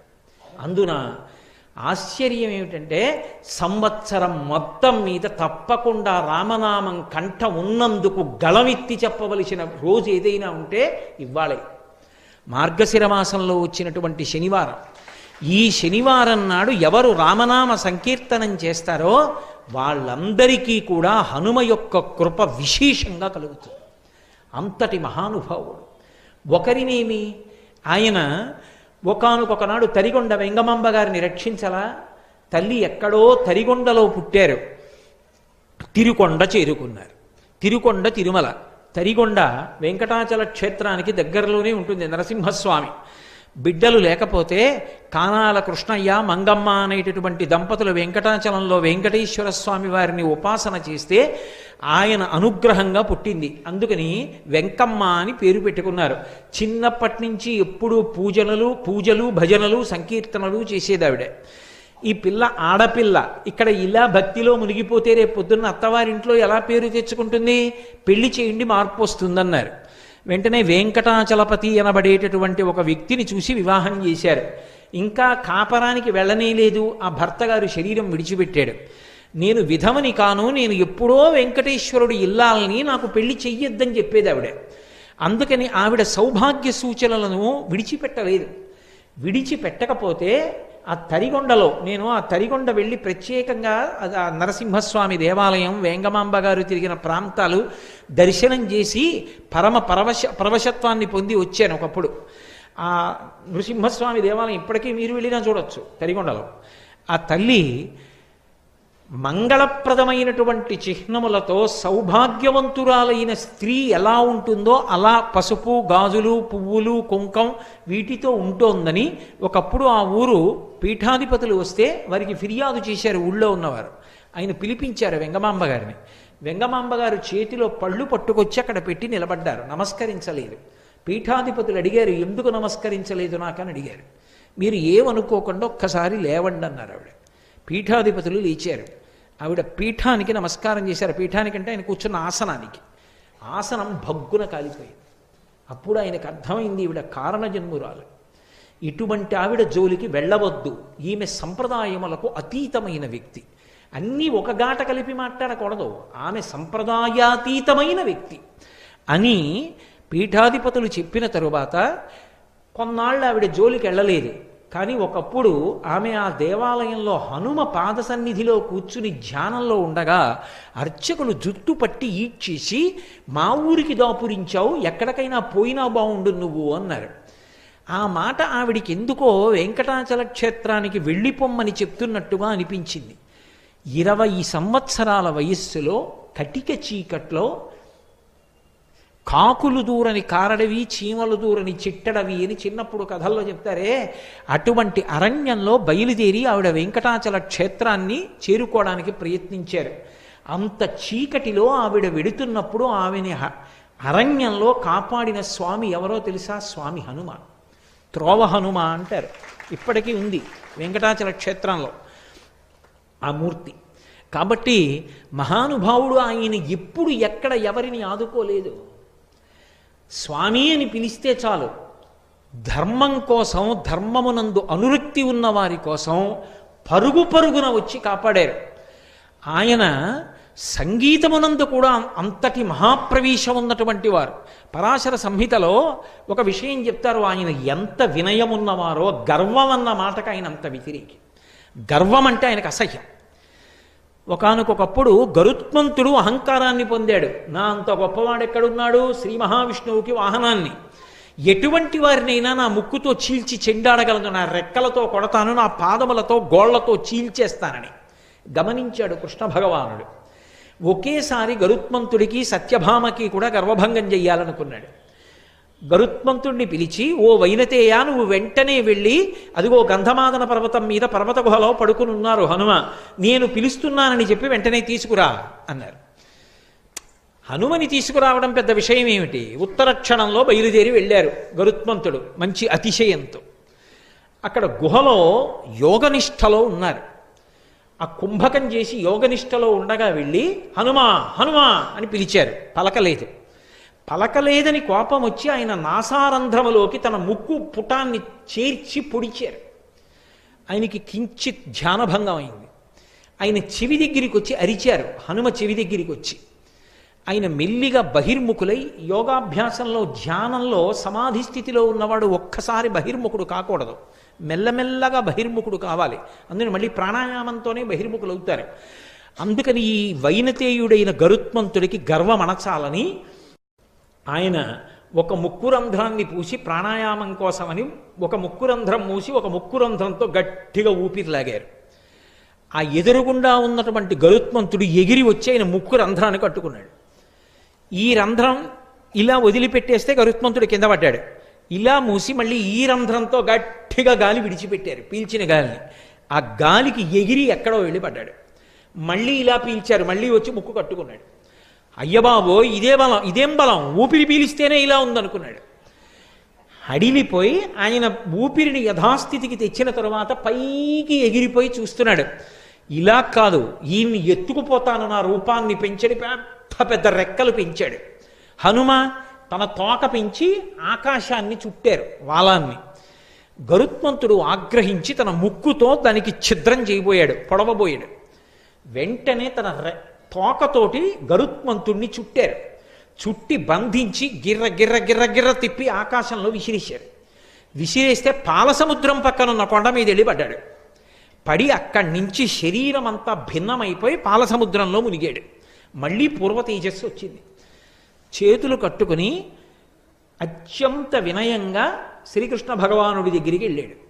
ఏమి హనుమా, ఏమి గరుత్మంతా తీసుకురమ్మన్నాను, హనుమని ఎందుకు తీసుకురాలేదన్నారు. ఏమీ తెలియనట్టు కృష్ణ పరమాత్మ. ఆయన ఏదో ధ్యానంలో ఉన్నాడు, మహానుభావ తీసుకురావడం కష్టమైంది, పలకట్లేదు. నా ఆజ్ఞ అని చెప్పు, సీతారాములు పిలుస్తున్నారని చెప్పు, వెంటనే వస్తాడు, వెళ్ళు, భయం లేదన్నారు. ఈసారి వెడితే రావడం ఉంటుందా? అనుమానం వచ్చింది గరుత్మంతుడికి. సరే, ఆయన ఆజ్ఞ, వినయంగా వెళ్ళు, గర్వంతో వెళ్ళకు. నేను రమ్మన్నాను కదా, నేను పిలుస్తున్నాను కదా అని చెప్పి ఊరికే హనుమా హనుమా అని కేకలేకు. పరమ వినయంతో చేతులు కట్టుకుని తల వంచుకొని స్వామి మిమ్మల్ని సీతారాములు పిలుస్తున్నారని చెప్పు, వస్తారన్నారు. తిన్నగా హనుమ ఉన్న గుహ దగ్గరికి వెళ్ళారు. వెళ్ళి గరుత్మంతుడు చేతులు కట్టుకుని ఈసారి ఎంతో వినయంతో స్వామి హనుమా హనుమా అని పిలిచారు. ఏమి అన్నారు. పళ్ళు తీసుకెళ్ళి అక్కడ పెట్టి నమస్కారం పెట్టారు. అంజలి ఘటించి సీతారాములు పిలుస్తున్నారన్నారు. ఒక్కసారి పైకి లేచారు. సీతారాముల పద ఎక్కడున్నారన్నారు. ముందు వైనతేయుడు ఎడుతున్నాడు, వెనకాతల హనుమ వచ్చారు. ఇంతలో కృష్ణ భగవానుడు అన్నాడు, పక్కన సత్యభామ కూర్చునుంది. సత్యభామ సత్యభామ హనుమ వస్తున్నారు, పక్కన సీతమ్మని తప్ప ఒప్పుకోరు, నేను రాముడిగా మారిపోతున్నాను, నువ్వు సీతమ్మగా మారిపో అన్నారు. నేనెక్కడ మారిపోతాను సీతమ్మగా? అలా సీతమ్మే కావాలంటే కావాలనమనండి, నేను కృష్ణుడిగా ఉన్నాను సత్యభామని చెప్పండి. అయినా అలా ఎవరు మారతారు? రుక్మిణీదేవి మారుతుంది అన్నాడు కృష్ణ భగవానుడు. ఆవిడికి మరీ ఆగ్రహం వచ్చింది. అబ్బా, రుక్మిణీదేవి సీతమ్మ అయిపోగలదే, అయితే రుక్మిణీదేవిని పిలిచి కూర్చోబెట్టుకోండి, మారుతుందేమో చూద్దాం. రుక్మిణీదేవి మారలేదని ఆవిడ ఆశ. ఆయన వెంటనే వచ్చేస్తున్నారు స్వామి హనుమ, రా రా రుక్మిణి రా అని పక్కన కూర్చోబెట్టుకున్నారు. అనగా ఆదిలక్ష్మి అయిన రుక్మిణి తోడ క్రీడ సల్పుచున్న కృష్ణ చూచి కదూ, ఆవిడ ఆదిలక్ష్మే, ఆవిడే ఆదిలక్ష్మి, ఆవిడే ఒకప్పుడు సీతమ్మగా వచ్చింది. శ్రీరమ సీతగాక నిజ సేవక బృందము వీర వైష్ణవాచార జనంబుగాక విరజానది గౌతమిగాక వికుంఠమున్నారయ భద్రశైల శిఖరగ్రముగాక వసించు చేతనోద్ధారకుడైన విష్ణుడవు దశరథి కరుణాపయోనిధి అంటారు గోపరాజు గారు. రుక్మిణీదేవి సీతమ్మగా మారిపోయింది. కృష్ణ భగవానుడు రాముడైపోయాడు. హనుమ గబగబా లోపలికొచ్చారు. రామా రామా రామా పరమ సంతోషం. ఆయన చుట్టూ ప్రదక్షిణం చేసేశారు. ప్రదక్షిణాలు చేసి ఆయన కాళ్ళ మీద పడిపోయి నమస్కారం చేశారు. వెంటనే సీతమ్మ మెళ్ళోంచో హారాన్ని తీసి రాముడికి ఇచ్చింది. రాముడు ఆ హారాన్ని తీసి హనుమకిచ్చి, హనుమ ఎప్పుడు ఈ హారాన్ని పక్కన పెట్టుకో, మెడలో వేసుకో, తప్పకుండా వేసుకుంటానని మెడలో వేసుకున్నారు. కొన్ని పళ్ళిచ్చి, హనుమ చాలా సంతోషం, నువ్వు మళ్ళీ యథేచ్ఛగా గంధమాదన పర్వతాన్ని చేరుకుని నీ గుహలో కూర్చుని ధ్యానం చేసుకో. హే భగవన్, మీరు మళ్ళీ సీతారాములుగా దర్శనమిచ్చారు, పరమ సంతోషం అని సంతోషపడిపోయి భజన చేసుకుంటూ ఎగురుకుంటూ హనుమ వెళ్ళిపోయారు. అటు సత్యభామ ఇటు గరుత్మంతుడు కూడా అతిశయం ఎంత చెడ్డదో తెలుసుకున్నారు. అప్పుడు చెప్తారు పరాశర సంహితలో, ఆయన పాట పాడుతూ నృత్యం చేస్తే అంత అద్భుతంగా పాట పాడుతూ నృత్యం చేస్తారట. అందుకే హనుమ గొప్ప గాయకుడు. ఇవాళ మీతో నేను ఒక విషయాన్ని ప్రస్తావిస్తున్నాను. విజయనగరంలో ఒక చిన్న దేవాలయం ఉంది, మీరు కూడా వెడితే తప్పకుండా చూడండి. అందులో హనుమ ఉంటారు, మీరు ఎక్కడ చూడనటువంటి మూర్తిని. తాళం వాయిస్తూ సంగీతం పాడుతూ పరమ సంతోషంతో నృత్యం చేస్తూ ఉంటారు ఆయన. ఒకప్పుడు భారతదేశానికి ఎనలేని ఖ్యాతి తీసుకొచ్చి తన నేపథ్యగానంతో కొన్ని వేల పాటలు పాడి అజరామరమైన కీర్తి సంపాదించి భగవద్గీతని కృష్ణ భగవానుడే చెప్తున్నాడా అన్నట్టుగా భగవద్గీత పాడి ఇప్పటికీ కీర్తి శరీరుడై వెంకటాచలంలో ఎవరి యొక్క పాట వినపడుతూనే ఉంటుందో అటువంటి ఘంటసాల వెంకటేశ్వరరావు గారు మహానుభావుడు 4 ఇళ్ల దగ్గరికి వెళ్ళి వాళ్ళు పెట్టినటువంటి అన్నం తిని వచ్చి పడుకోవడానికి చోటు లేక ఆ దేవాలయంలో పడుకునేవారు. ఇప్పటికీ పెద్దలు అంటారు, అక్కడ పడుకునుండగా ప్రతిరోజు రాత్రివేళ సంకీర్తన చేస్తారట హనుమ రామచంద్రమూర్తి మీద. మీరు ఇప్పటికీ వెడితే చూడొచ్చు. అది నేను ప్రత్యేకంగా దాని ఫోటో తెచ్చుకున్నాను కూడా. అసలు నేను ఇప్పటి వరకు ఎక్కడ చూడవా, ఒక్క విజయనగరంలోనే ఉంది ఆ మూర్తి.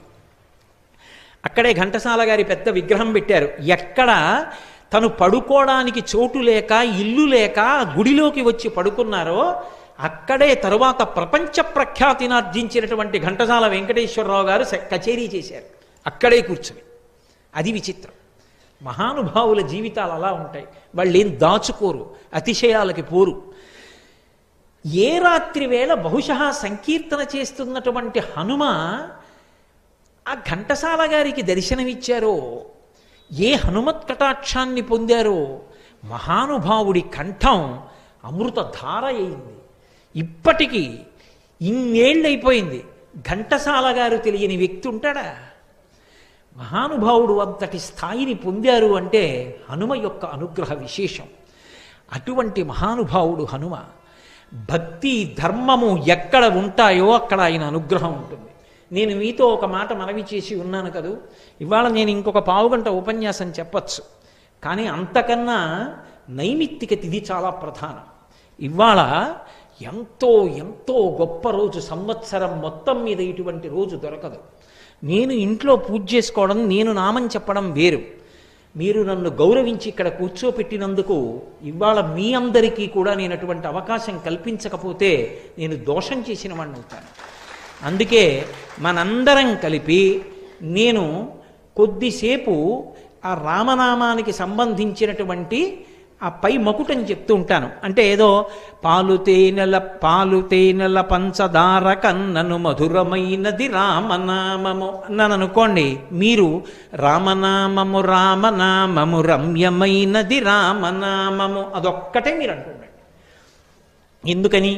రామనామము రమ్యమైనది రామనామము అన్నప్పుడు 3 మాటలు రామ రామ రామ అంటారు. మీరు 3 మాటలు రామ రామ రామ అంటే 2 × 5 × 2 × 5 × 2 × 5 2 5 10 10 20 20 100 100 200 205 1000 సహస్రనామ తత్తుల్యం రామనామ వరాననే అన్ని మాటలు ఇవాళ మీరు విష్ణు సహస్రం చేసేసినట్టు.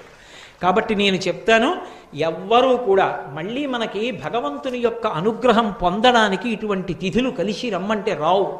జీవితంలో అవకాశాన్ని వినియోగించుకున్నవాడు ధన్యుడు. అందుకే మీరందరూ కూడా చక్కగా రామనామము రమ్యమైనది రామనామముని గట్టిగా చెప్పండి. పాహి కృష్ణాయనచు ద్రౌపది పలికినది శ్రీరామనామము నామము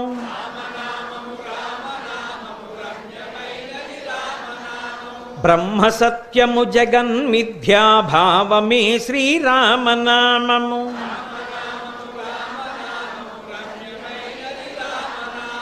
సకల జీవులలోన వెలిగే సాక్షిభూతము రామనామము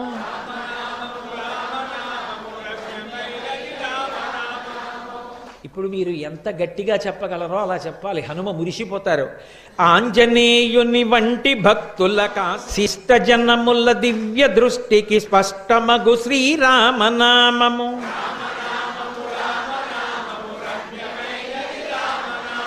నిర్వికారము నిర్వికల్పము నిర్గుణము శ్రీరామనామము మేరుగిరి శిఖరగ్రమందున మెరయుచున్నది రామనామము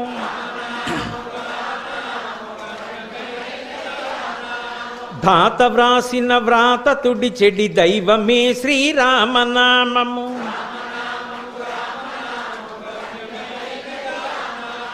రజతగిరిపతికి నెప్పుడు రమ్యమైనది శ్రీరామనామము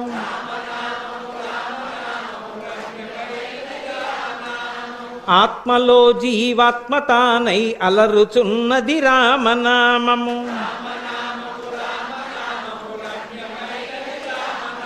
రామతత్వము నిరుగు వారికి ముక్తి తత్వము రామనామము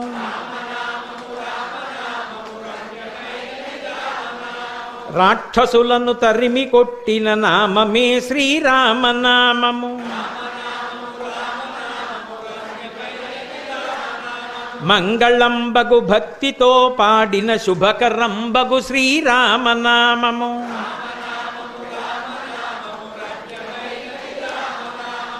చాలా సంతోషం.